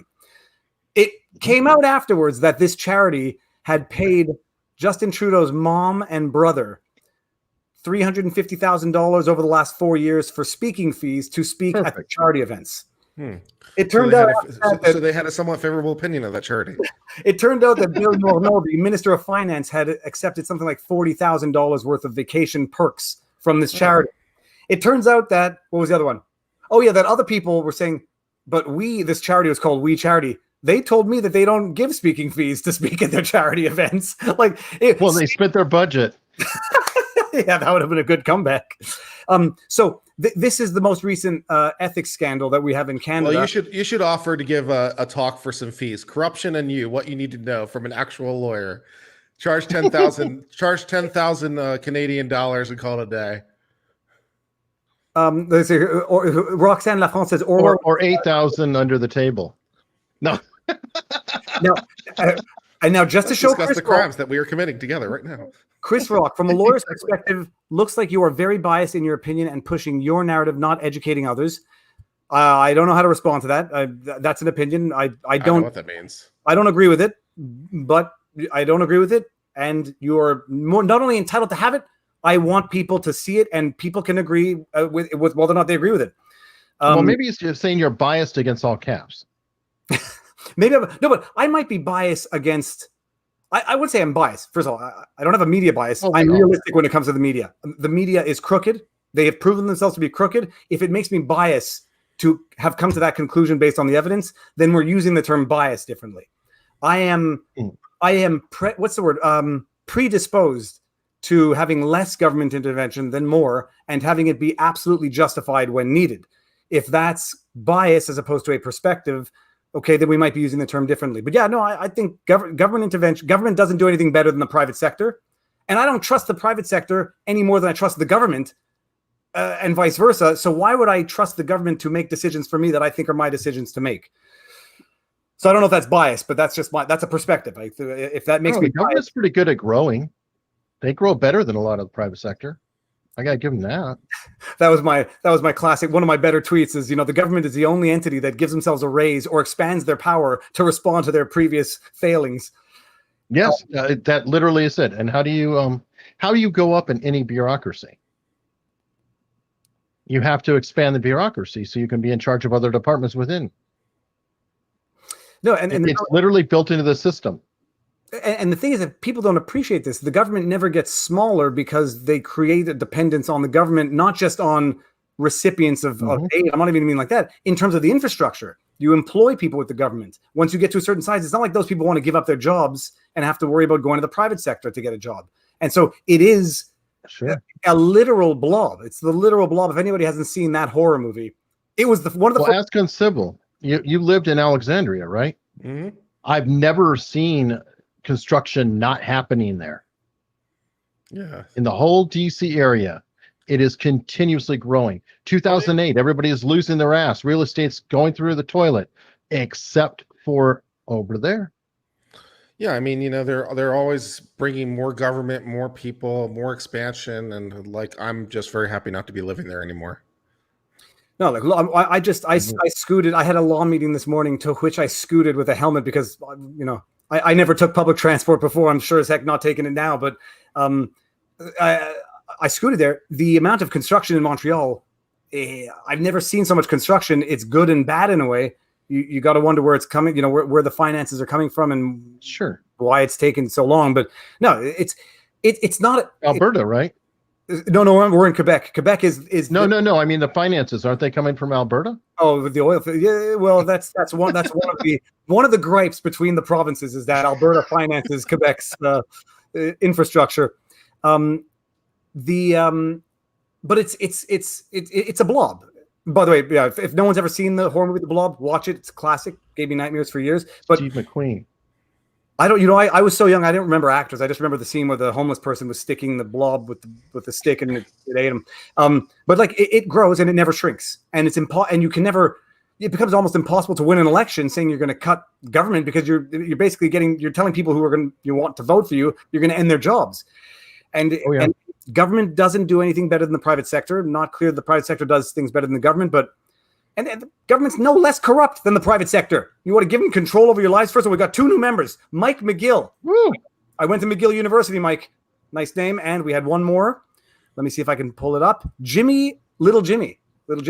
Welcome to the channel, gents. Yeah, so that's it. It's I don't know if that's bias or just having an underlying philosophy. But I would like to have a discussion with anyone who thinks that more government has ever proven to be good. There are things that you need government for, and for all else, you should not have it. Period. Let's hear. Okay, I've noticed that people seems to play the conspiracy theorists game, but that is a fine term used on those who oppose your viewpoint. I agree with some things, but why not call out connections? First of all, I actually have come to the point in my life where I am skeptical to even give credibility to using the term conspiracy theories, because what were conspiracy theories of 4 years ago are now accepted facts. If you only go back to Trump's campaign was spied on, the FBI investigation was corrupt. These things, you can't write off an idea as a conspiracy theory. I don't know what a conspiracy theory is anymore, so we have to go one by one. But Epstein didn't kill himself. Well, I mean, we'll never know. But when it's like Gladstein Maxwell will have not killed herself. When things that were conspiracy theories passed off as nobody's covering for Epstein, it's when they become true. you realize there's the word conspiracy theory only has an accusatory connotation. It doesn't actually have any merit. So I don't call any ideas conspiracy theories. I'll call them implausible, ill-founded, far-fetched, outlandish. But that doesn't like deep state. Deep state is a pejorative, and the truth is that deep state is just bureaucrats. Yeah, that's exactly right. It's somebody who's been in that office for 20 freaking years, and oh god, I think that in California they called them be here's, as in we be here, weebies. Yep. We be here when you gone, and that's, people say deep state. It sounds ominous, but the fact is that you go to do something, you have to have people who actually do it for you. And if middle management says screw you, well, nothing's going to happen. No, it is, and that's the other thing is the only way conspiracy theory as a term has been used is to discredit a person so as to not address the idea. That's the way it is being used these days, and which I don't entertain the game to do it, because man, hey, it was conspiracy theories that there were aliens at Roswell as well. I mean, my goodness, and once you know of certain, that was weird though, because they released stuff themselves, and there's so much noise with that, because I can't help but wonder. I mean, the Air Force actually kind of released some of this garbage, and then they were like, "Oh no, we didn't." So I have no idea what went on there. It's kind of smart. Well, but I mean, and for anybody who watches Joe Rogan or who has listened to Joe Rogan, when you hear of the things that governments have actually done that are now, confirmed fact, MK Ultra, Northwoods, Operation Paperclip. You like NASA? You like Nazis? No, once you know what the government has actually done, you would have to be willfully blind to not consider conspiracy theories, at the very least, to verify. Check and verify. Mike Todd Moss says, meant to say the girl that Justin Trudeau did things to was much younger than initially thought. What are your thoughts? I would not vote for Justin, not because he's a liberal, because of who he is as a candidate. He's a liberal? Yeah. Oh yeah, he's head of the Liberal Party. Oh my God, your Liberal Party is. It's the Conservatives have had their corruption scandals as well. It's not to ignore them, and therefore I'm not doing a what about. I would be just as harsh on Conservatives, taking bribes or taking gifts and violating their ethics. Company though too. Well, and then to play the if game. If Trump had done any of the things that Trudeau was found to have done over the last 4 years, it would be objectively game over, because it's objective. There are confirmed reports, confirming the ethics violations. It's madness. And the SNC Lavalin scandal, the groping scandal, the Aladdin. He's apologized for some of them, hasn't he? He's apologizing. What is that? Apologizing for getting caught and apologizing so that he. But I mean, that's acknowledgement that he did it. Oh yeah, well, there's. I mean, the Aladdin dress up. There's no denying it. And the funny thing is, the Aladdin thing, I would not. I like most other people said, it's somewhat hypocritical to hold him to the standard where you said it's not a big deal in other situations. Dressing up like Aladdin, I probably wouldn't have gone after him for, even if I were his adversary. But the way he's gone after others and called other people racist, it's crazy. Troy says, Yeepers, Alberta is Canada's ATM and getting tired of it. Equalization for all provinces. It's definitely a sentiment that most people who are fully aware can sympathize with. Let's put it that way. Maxwell was moved to isolation for her safety. Yeah, apparently she was given paper clothing. And which is standard, and when she was in isolation, but she was taken off of suicide watch, so I don't think she's doing that anymore. And they check her every hour or whatever. Sure, they do, but they check Epstein every hour. I mean, I remind people that before Epstein killed himself, there had not been a suicide at that prison in 23 years. I think it was the number. It had been a long time since there had been a suicide at that prison. So, yeah. Russell Collins says, Viva Fry, I love your streams, Eva. A happy hour stream with Uncivil drinking tea and some form of liquor. Love you, Uncivil. Did not know that each congressional office has a subscription to Hustler. Larry Flynn is a prize. That was a fun one to film, and then I really enjoyed the title of that one. It's like Kamala Harris has a subscription to Hustler. I'm like, and then in the description, I'm like, Well, technically, every member of Congress does, but I don't have to make the particularly clear in the title now, do I? No, that's called clickbait. Is Yeah, this it's good true or is this clickbait, not yeah. true? It was absolutely true. So it's like, yeah, Well, as long as it wasn't Bettinger's rule, which is any headline that ends with a question mark is no. is no, yeah, that's right. Is that now I'm gonna have to pay attention to that. I've never heard that principle before. Well, we'll follow it sometime. Anytime you see a headline with a question mark, read the article, and it's no. Okay, I'm gonna pay attention. And all that I know is I've been getting very irritated with Fox News clickbait headlines. This politician said this, or this is what's gonna happen. They're so bad at it. It's just tell me in the headline and I'll read the article anyhow. It's STFU says the theory of trollism. If you can derail a great chat with one or two rhetoricals, your destiny is realized. Let's ignore. Okay, no, well, no, I said my piece with them. But the theory of trollism, I say the theory of hypotheticals. If you can derail a good court of appeal hearing, let's start talking about nuns witnessing briefcases full of cash transpiring. That's insane. What the hell? It was the thing is, I started going through it again to try to get. I wanted to do a montage of hypothetical, following my hypothetical, but I don't have the patience to do that. That sounds like a comedy. Like they're building up an act, and they're like, okay, who's going to carry the cash? It was a comedy in terms of how absolutely outrageous the hypotheticals were getting in their level of detail and frequency of use. It was crazy. I actually got a couple of emails from people saying like, I was listening to this. One of them I think was a practicing lawyer or a professional. It's like it was outlandish. It was outlandish, and it was laughable. So hold on a second. Let me see. Eric, speaking of which, what is your next? Who do you have next up in line for an interview? Ironically, tomorrow I'm interviewing Cindy Otis, who was a CIA analyst who deals in fake news. Nice. And next week, my live stream is going to be an FBI agent. I haven't revealed who yet. And Norm Pardo, who released the movie about OJ not killing. And essentially, I had Norm Pardo on, interviewed him about his movie, and Glenn Rogers being the murderer of Nicole Simpson. And I have an FBI agent who will be challenging him. So hold on. The FBI agent also believes that OJ was innocent. No. Okay, he does. Okay, which one believes that OJ was innocent? Norm Pardo, who's OJ's manager. Okay. I had him on the show. He released a movie about it with evidence that he has, etc. And I have not only is he an FBI agent, but he was also head of a terrorism department and a special agent in charge of 2 field offices. Okay. So he was involved with getting the evidence together to execute Timothy McVeigh. Ooh. Or the cleanup, actually, to specify. Remember the month before Timothy McVeigh was executed when all of a sudden they said, hey, there's these forms that are in the different offices that were questioning. They had to go to every office and collect them. He was involved with all that. Well, that's very interesting. Okay. It's amazing. Nate, do you have any FBI agents who would be able to talk about, the last 4 years? Yeah, I actually had one. Jim Casey.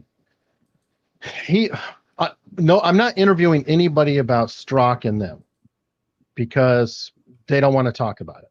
I talked to some off the record, like CIA people and stuff, who are not completely pleased with what's going on. But I don't feel like putting them in the position unless they're out there talking about it. I'm not putting them in the position. But Jim Casey has written for The Hill some articles about it and about Peter Strzok and the Flynn questioning, at least. And he wrote that after I had talked to him, so I didn't talk to him a lot about that. But he's a good guy, great follow. It's Jim _Casey_ on Twitter. I'll make it easier. I'm going to link your channel here. You're at 1,500 subs, Eric. You did more than last time. I was at 300 before. Amazing. Nice. Well, I just sent the link out, so now people can go watch the. If it could not be more diametrically opposed to the Viva Fry vlog style. So if you want calm, methodical, I will say methodical. If you want calm, relaxing, soothing discussion, that's where you go. If you want cocaine knowledge, cocaine knowledge. Opposite of this thing. Hey, that's a T-shirt. Are you going to make that a T-shirt? I don't know. That might make me unelectable if I sell a T-shirt that says that. I don't know. It's Canada. When does it become legal? Oh, actually, that's a legal question for you guys. You see, I got to take advantage of this. Do you foresee a case being made with interstate trafficking of weed crossing the border? I mean, you have Oregon, California, Washington. All three of these states is 100% legal. And if somebody crosses the border with it, though, they're not breaking federal law. When are we going to have the collision of states' rights and federal law so we can get weed legalized everywhere? Uncivil, I'll start with you. Yeah, so I don't foresee any problem because in our system, we have a federalist system, and state law can enforce state law and federal law can enforce federal law. So within the boundaries of every state, the states can do what they want, and so can the feds to the extent they have jurisdiction. So, to the extent the feds want to, there's nothing stopping them from hiring their own police and raiding facilities and arresting people and stuff in violation of state law. In terms of crossing over state lines, I mean, that's classic federal jurisdiction. So there's no problem to be made. I do have about the interstate commerce clause. And I mean, how did gay marriage become legal unless it was problematic that it's recognized in one state and not in another state and that kind of thing? So that mostly came down to full faith and credit. It also came down to a issue with, it wasn't interstate commerce that got you there. The original case dealing with it on the state level was that they couldn't justify the disparate treatment under the analysis. And then once it's legalized in one state, then essentially full faith and credit of that legal act in other states is your rationale. In terms of interstate commerce, that's where the federal government has jurisdiction, is regulating interstate commerce. I would cite Wickard v. Filburn for this proposition, that the federal government has the ability to regulate things as they cross across state lines. And according to Wickard v. Filburn, they have the right to regulate non-commerce that happens wholly within a state, because that's Wickard v. Filburn, where the guy was penalized for not buying wheat across state lines. So that was 1933. Anyways, yeah. So I don't see a problem. I do have an idea for a lawsuit, though, that might work. That there's a theory that I want to try that I don't know if anyone's ever tried it ever in court. I do have this idea of using the 18th Amendment, and yes, I said that correctly, and trying to use a very back-ended rationale of why the 18th Amendment, which banned alcohol, prohibits the banning of marijuana. I have a really convoluted legal theory. So one of these days I might have to write it up. But short of that, I can't think of anything else that will work. Or is it kind of like blue laws? If you want to hire me to try my really bat crazy insane, here's why the 18th Amendment makes the ban on marijuana illegal. If you want me to try that, give me a call. I bet you a lot of money. Kurt, crowdfund. I think you might have a crowd for that. Could have a winner. Here says Ryan Moyer says Trump legalizing weed right now would be a brilliant political move. I tend to agree. I mean, I don't know what what do you think? You think the majority of the people in the states are pro legalizing weed, right? Yeah, I think it would split the Democrats. Truthfully, the reason why it'd be brilliant is it would force Biden to either say, "Oh yeah, we're going to push it through and propose it as law," or he's going to have to go law and order with Kamala on it, and then it really is going to force a lot of people to consider sitting at home, at least, if not moving over to vote for him, because that is an issue that people care about. Okay, now I want to bring up one comment. I just want to talk about in Canada, Eric, marijuana, and I may be mistaken on this, but I'm not mistaken on this. Canada, marijuana was legalized at the federal level. So I don't think there are issues about crossing borders with it like there are in the States, because it was only legalized at a state level and not federally. Right. Cross-border between the States and Canada is a totally different thing. Now, why is Blue 923 taken? Viva, will you talk about Millie Weaver rather than shill for the New World Order? See, now I don't know. Okay. Sometimes sarcasm translates badly via text. So I don't know if the shilling for the NWO is a joke or not. I don't know who Millie Weaver is. Does anybody know who Millie Weaver is? Where's Barnes? Barnes would know. Why is blue? I mean, I've seen you before. I think I have to take that as that was sort of like a humorous joke as opposed to an actual serious comment. I hope, because I don't think I've been accused of many things. Shilling for the New World Order is not one of them. International Banker Fry. Yeah, let's see. Yeah, so that's it. So the marijuana thing in Canada, I don't think we're gonna have the same problem. I don't know what the overall mood is. I think it would be tremendously genius right now to legalize for Trump to take that position. Yeah. Because there's a lot Biden doesn't want to do it, and Biden thinks that he's all with reefer madness. He's old school, you know, in that way. And Kamala, I don't see her doing it because she just smokes it and then prosecutes it. Yeah, and then she laughs about it when she prosecutes other people. No. Yeah, it'd be awesome for Trump to legalize it. So, and it's by the way, that's what I was just thinking. I don't think Trump can do it unilaterally, but I think it's been a long time since I checked. I think the Attorney General, on the advice of Health and Human Services, can reclassify it from Schedule 1. So since Trump controls all those people, presumably he could give an order to the Secretary of HSS, who could give an order to the Attorney General so you could reclassify it that way. So, yeah. Or at least decriminalize it.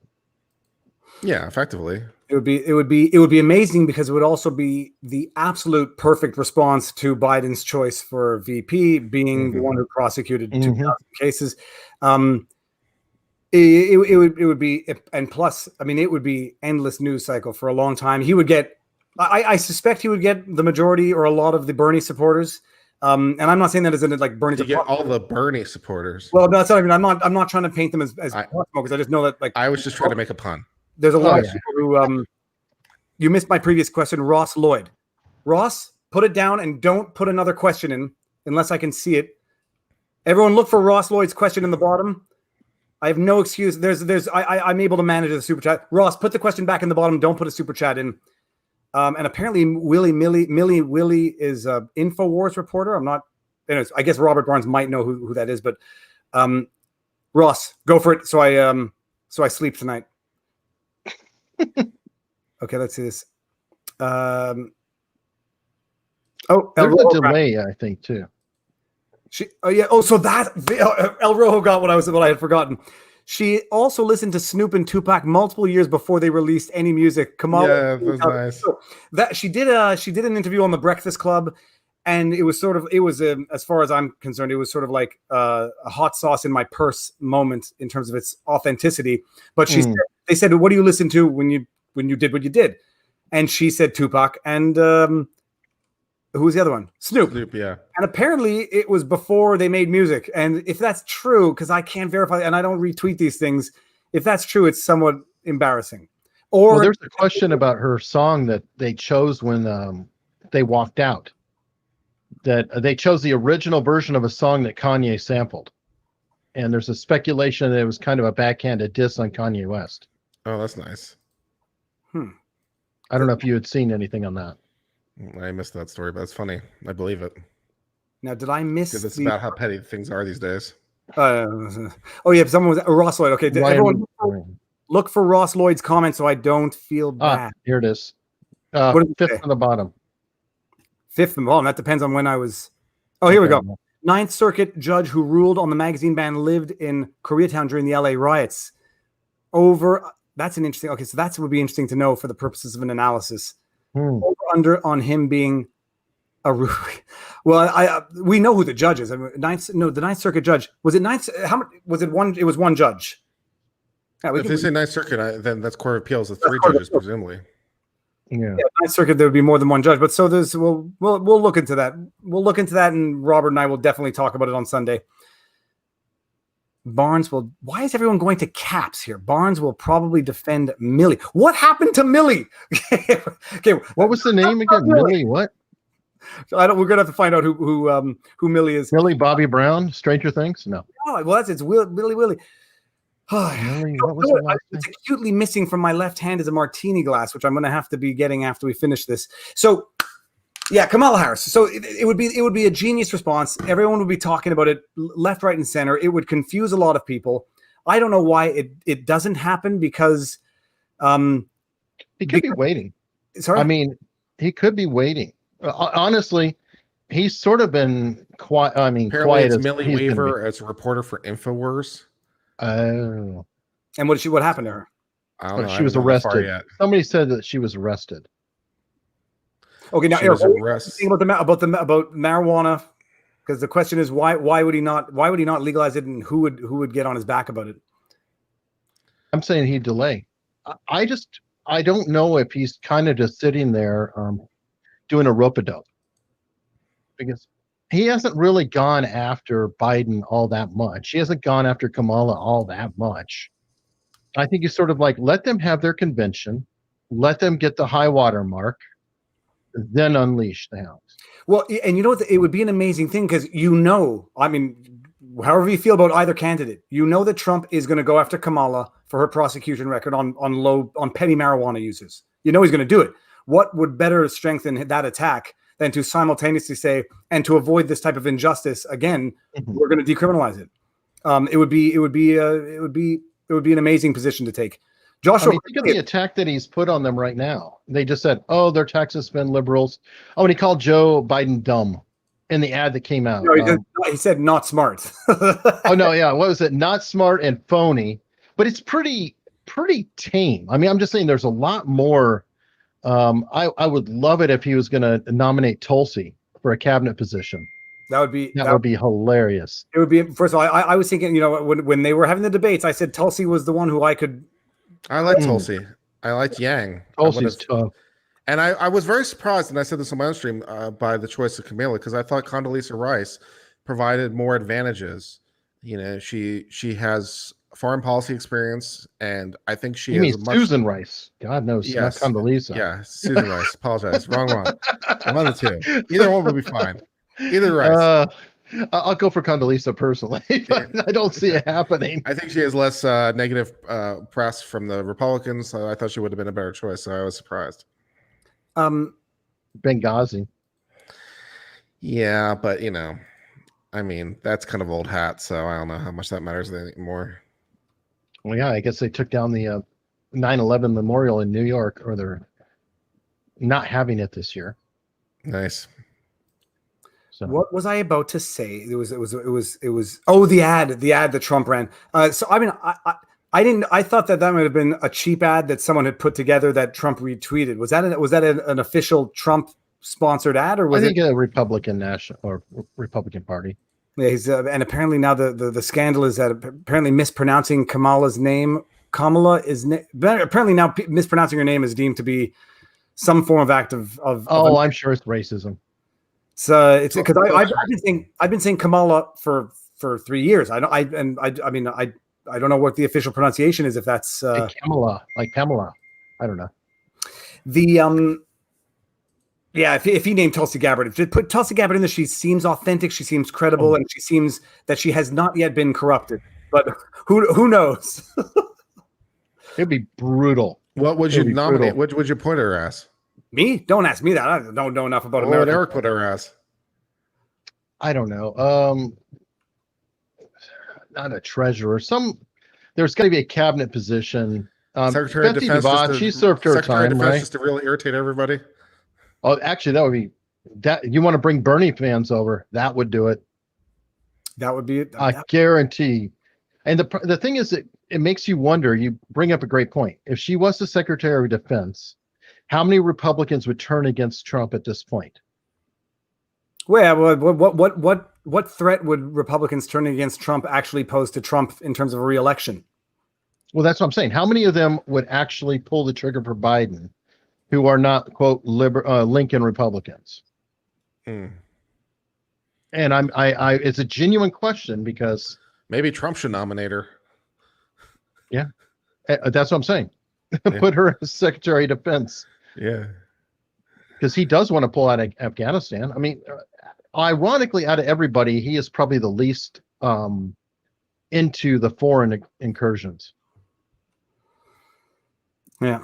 Actually, I wanted to bring this comment up. Joshua Cornelius, Trump should replace... Oh, that's not the one I wanted. I wanted the one where he said, get legal on the show. I can't bring that one up, Cornelius. Sorry. Can you? I swear to you, I would have a discussion with I have nothing... Sure. With legal, I would love to have a discussion with him. I would like to ask him questions about some of his coverage. I would like to ask him questions about some of his predictions versus my own predictions, assessments. But I forget who I was talking about. There's a weird tendency. I don't like to draw political lines, but I've just noticed who are more willing, generally speaking, to agree to a live stream Right. It's not for lack of having looked around. It's, I ask around, and I don't think I have anything on my channel that would really deter anyone, except for maybe Legal. Maybe he really doesn't like me anymore, but I would have a discussion with anybody. Maybe that's praise. I think it was my Captain Marvel assessment. Then that really, that video still irritates me. I know it's been like a year and a half. It still irritates me. How wrong can you be on every possible level? You got every step of this analysis wrong. It was outlandish. It was a devil. It would have been. I would have given him credit if it were a devil's advocate position. I would have given him credit because he made the best arguments you could for a fundamentally untenable position. That's basically the way it was. But that it was quasi serious. And then we got into the impeachment stuff, and when he put out that video, a 20-minute video explaining why hearsay is as valid as direct evidence. Yeah, it's just as good. It's good because we're only taking the exceptions where it's necessary because we can't have direct evidence. I mean, it's just as good otherwise. It's only out of necessity that we have it. But I would still love to. I mean, first of all, I'd love to ask him questions that he would never answer, like demographics and channel growth, and I would ask him questions about whether or not he feels he has a vested interest to please his base, as opposed to That's a question for you too. I mean, you're getting close to his turf. You've got like about a fifth of his subscribers, Viva. You're doing pretty well for yourself these days. Are you growing though? I mean, trajectory wise, do you check out Social Blade and all that? And I don't check it. I think it's been about 1,000 a day consistently, which is mind blowing. That's a lot. It's a lot. It's it is. I'm like, yes, I crossed 1,000 finally. You're like, well, that was yesterday, man. Okay. I'm having really good growth right now. I got like 1,200 subscribers in the last month, and I'm at 10 just over 10. So I got over the moon. I got basically 12% of my subscriber base in the last month. I'm not sure 12%. Wow. I'm not sure 12% month on month growth is sustainable, but for as long as it lasts. I'm going to look at mine right now. No, I've been growing, but I ask myself that question all the time, and sometimes I actively force myself to do a story that I know is not.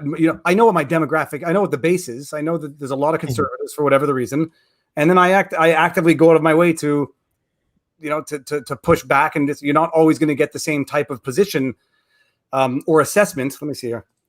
Yeah, do you worry about that though? Looking at Social Blade one day and just seeing that's like down. I mean, it's a genuine question because I admit that I self-censor to a point. I'm going, okay, how's that going to do for my piddly little channel? Is that a good move? Is it a bad move? I don't have any kind of swing. I have a lot of people wanting to do more COVID stuff. I don't want to do that. Well, that's just asking for it. Well, okay, so to some extent, there's a difference between doing that which is popular versus catering your content to the political beliefs of the followers. I mean, first of all, I'm not doing Michael Flynn because it's popular. I'm doing Michael Flynn. I think people might be getting sick of it. I'm doing it because I got to understand it. But you're invested at this point, Viva. You have no choice. You got to see it through. It's like me and Vic Mignogna. I'd like to drop out, but I can't. I have to see it all way through. Jussie Smollett will come back for you and save the day. I do the daily checkups, and I'm unpopular video. Right? It wasn't unpopular, but I know I could see the ratios. I would still be willing to contemplate forgiving Jussie Smollett if there were a meaningful apology and an active effort. But the problem is it's just more of doubling down, and he's at the protest now, just continually doubling down. But no, so I'm not picking stories just for the sake of it, picking lawsuits that I think people are going to respond to. I think picking ones that are of interest.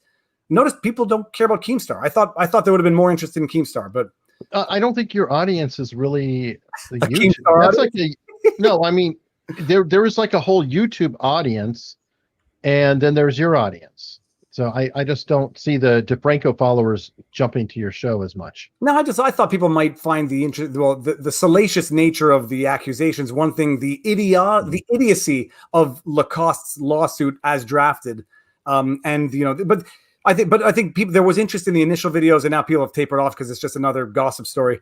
Let me not be accused of not addressing the latest conspiracy theory. So. Yeah. You know it better.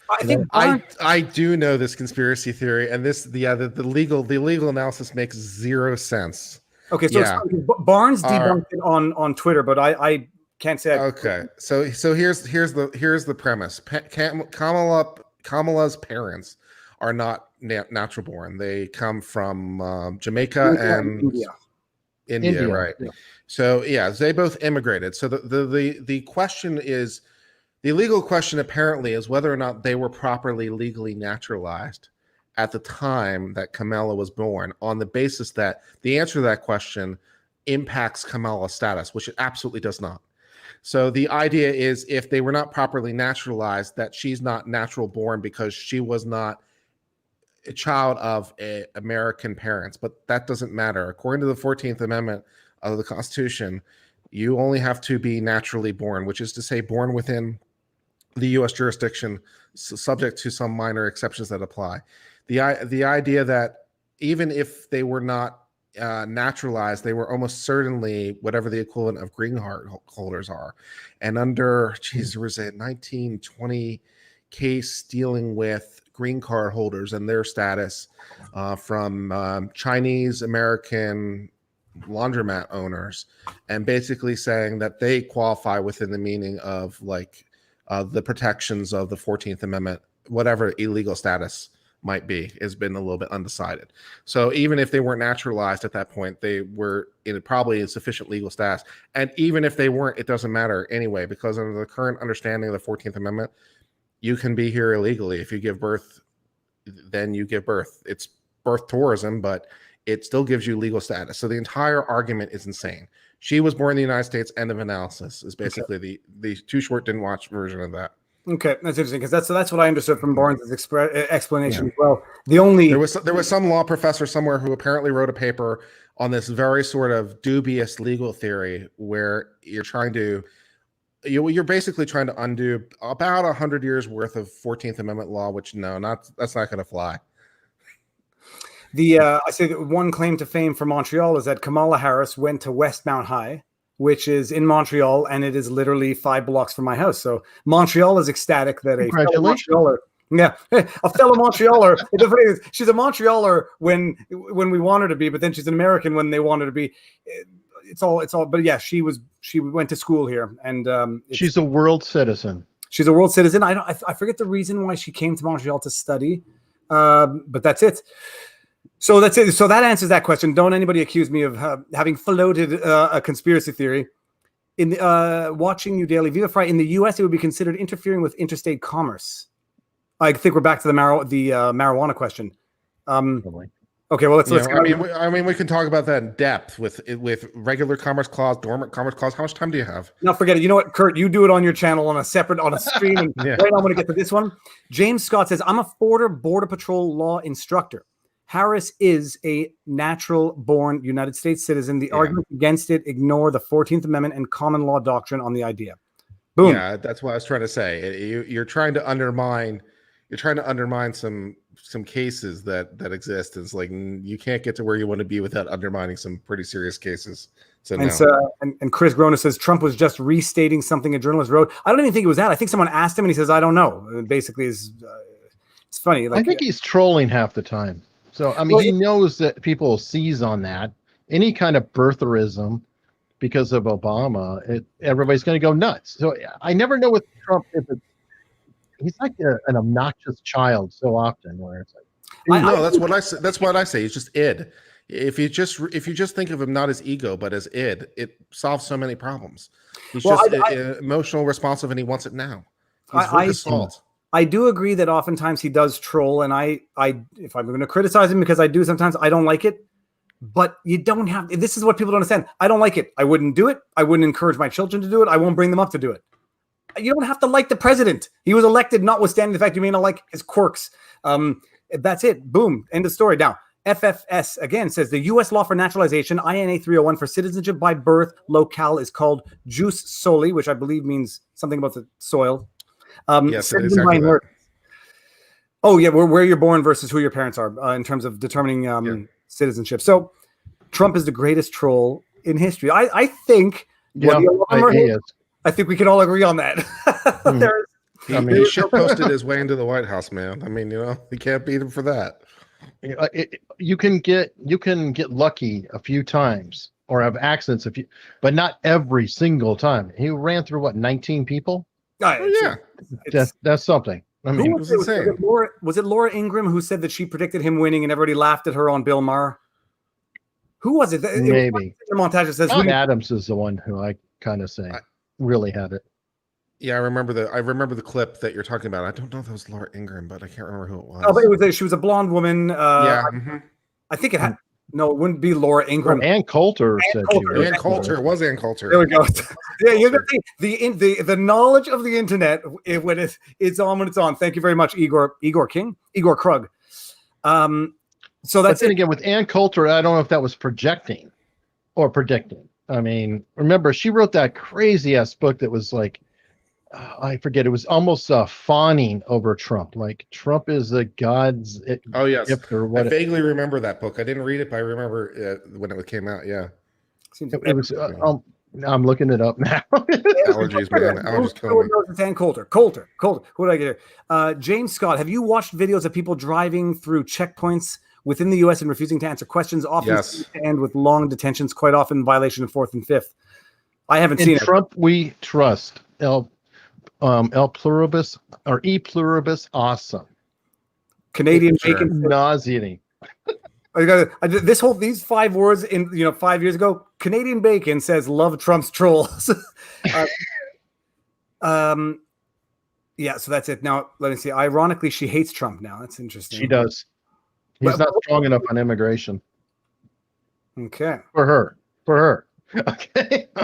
Step into it. Oh, yeah. So now let's see. Okay, I hear children upstairs, so we're going to be interrupted, and it's probably going to be a decent time anyhow. Let's see. One last thing that we should talk about. The tweet for which I'm proud. James Scott, new member. I wish we had like a bell. James, welcome to the channel. I don't know if it's confirmation bias or I'm beginning to think identity politics is just confirmation bias. But my observation now is identity politics. I'm going to call it the identity politics fallacy, which is everything that is done or not done, said or not said, is so done or not done because of the identity of the subject or the interlocutor. And I've been noticing it. I mean, I guess it's not a really novel idea. It's just, with Kamala Harris, it's just like it's the idea now. The fallacy invalidates any form of meaningful discussion, where everything you say is going to be attacked on the basis that the reason you're saying it is for identity reasons. Mm-hmm. Yeah. Perfect shield. If she was actually gay or transsexual, it'd be even better. Yeah, really. Does seem that way these days. And I've been called a hypocrite. VF says he wants a bell after an audio confirmation cost. Earlier. The knowledge of the internet. Little Jimmy says potential for 2021 state amendments to ban state localities from requiring face masks or to prohibit mass COVID closures of businesses. I don't see that happening. I don't really foresee any state taking away its power under the health authorities to do that on a state level. I don't see the federal government doing it either to the extent they could. Yeah, we're sending somebody else to Canada. Can we just send Bieber back? Let's stop there. Who was it that actually followed through? It was Tom Hanks, who is now a Greek citizen, who I think might be I don't think he was a celebrity who said he was going to leave if Trump won, but no, he just did it. He just did it. Let's see here. Oh yeah, he kept him and his wife. Apparently, his wife had some connections. They made him an honorary citizen, and she has family. Let's see here. Viva Fry says, so would someone like Crenshaw be able to become president of 2 American under the relevant law? As long as you have 1 American president, you're good. You can be born anywhere in the world as long as you're born to an American parent. So yes, that was also what gave. Who was it who was born in Panama who ran for president or VP? McCain. McCain. Yeah, McCain. Yeah, McCain was born in Panama, but he qualified because he was a child of a U.S. citizen. And he was on a military installation too, I believe. I don't know that in and of itself would qualify because I don't think the military base is actually considered American soil. I know embassies aren't. It's a common mistake that embassies are considered foreign the soil of the country. They're not. And the reason you know that is because the other country can expel you. They can expel your entire embassy. So it's under the jurisdiction of one country, but it's the soil of the home country. So I think military but it could be like a rental type situation where you're evicted, but while you're there, international law would state that that is sovereign territory, right? Now, I It's- know they can expel it and say that It's not territory is no longer exactly here. sovereign territory. It's a much, the way I understand it, it's a much more technical legal designation. It's not sovereign territory. It's just inviolable by diplomatic law. So the home country can't go in and like arrest people because it's considered inviolable. But it's not technical. It's a very technical issue. This is the only place it would pop up. But yeah, I think a military base does not qualify for these purposes. So. Hashtag send Dirk back. Okay, well, and on that, maybe we'll take this. Dirk is awesome, by the way. Dirk watches my channel and comments quite a lot. I love Dirk. I'm trying to figure out Dirk's icon. Like, I don't know what the it's obviously Halloween makeup, so I don't know. Cross-eyed Twilight or something. I'm not sure. Oh, who is it? Hold on, I see an avatar that I've never seen before. This is funny. I just said I see an avatar that I've never seen before, and it starts off with first-time donator. So hold on, we'll get there in a second. Do you believe school teachers are pushing their political views on students? I think there's no. I say this without judgment to teachers. Everybody is pushing their political views on everybody, and it's sometimes subconscious, it's sometimes overt, and there's no question they are. Yeah. See, I'm getting argument in the chat. I still think, like Gargantuan says, I'm dead wrong on soil. Even aircraft in a foreign country operated by the military sovereign soil. No, but an attack on the aircraft is of the country, even if it's on a different base. So if you attack the plane, you are attacking the country because the plane is of that country, even if the soil is not of that country. So, yeah, it's. So I was wondering if it might be like a rental, because if I'm renting a place. Well, there were some certain exceptions about being born on vessels or aircrafts, but that's when you're born on the soil. I think those questions become academic. I want to talk about this flag of convenience. If you're on a ship of one flag country and you're in a port of another country, all kinds of fun questions. Pregnant people are getting on ships and heading on to sea anyhow. Forget. Okay, help for the guildless. First time. I see an icon that I don't recognize. I knew it right away. First time. Cool icon. What does the panel think about Portland prosecutors not charging rioters when arrested during riots? So, first time. I don't agree with it. Yeah, it's lame. It is weaponizing the prosecutorial process. It's weaponizing the judicial system. Robert and I had a good discussion about it, specifically on the McCloskeys, because the whole discussion is they're letting rioters go while simultaneously prosecuting people who are, in their own minds, even if you disagree with it, in their own minds, protecting themselves from violent rioters. It is weaponizing the entire judicial process, and he had some interesting thoughts. So check out. I know I posted it as a highlight. Check it out. It's a good one because I think there should be some legal. Aren't there some suits coming from businesses, et cetera, saying, "Hey, you're not protecting us. You're letting them tear our businesses up. You have a responsibility to us." I would think there's some recourse for them not prosecuting or just letting them go. Yeah, Chop in Seattle, they're doing it. There's the Chop lawsuit of the business owners against the city for actually aiding and abetting.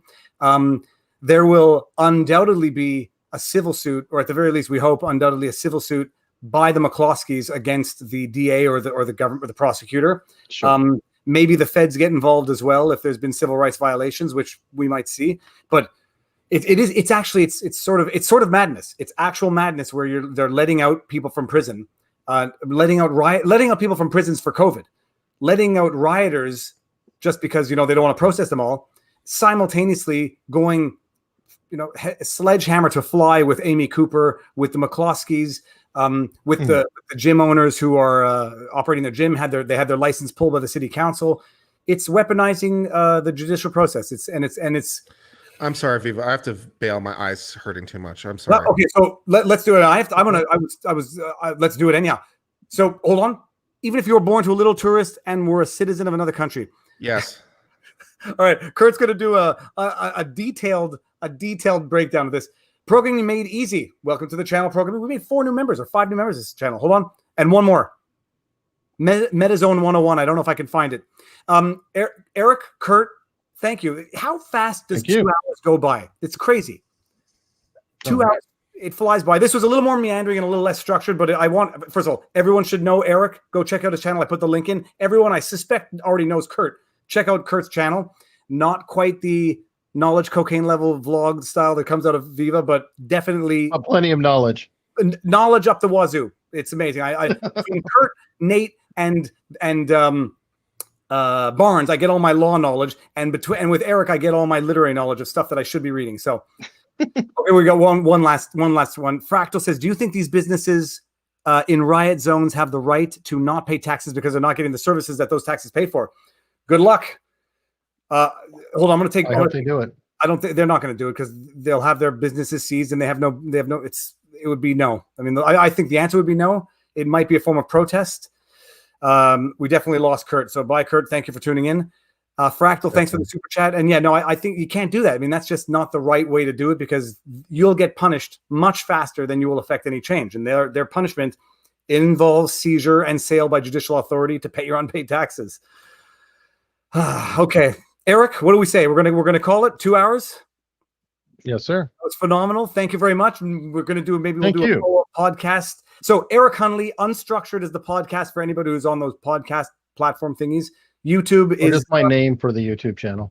Eric Hunley on YouTube. Everybody for tuning in. Thank you very much. It was fun. Different type of stream and a different different time. So hopefully more people got to check in who don't ordinarily get to tune in. Gotta vote the bums out. No. He checked himself out. Eric, I'll see you on Twitter. I'll see you in my DMs and text messages. In fact, you stick around. We'll say our proper goodbyes. Everybody, thank you very much. And enjoy the weekend. See you on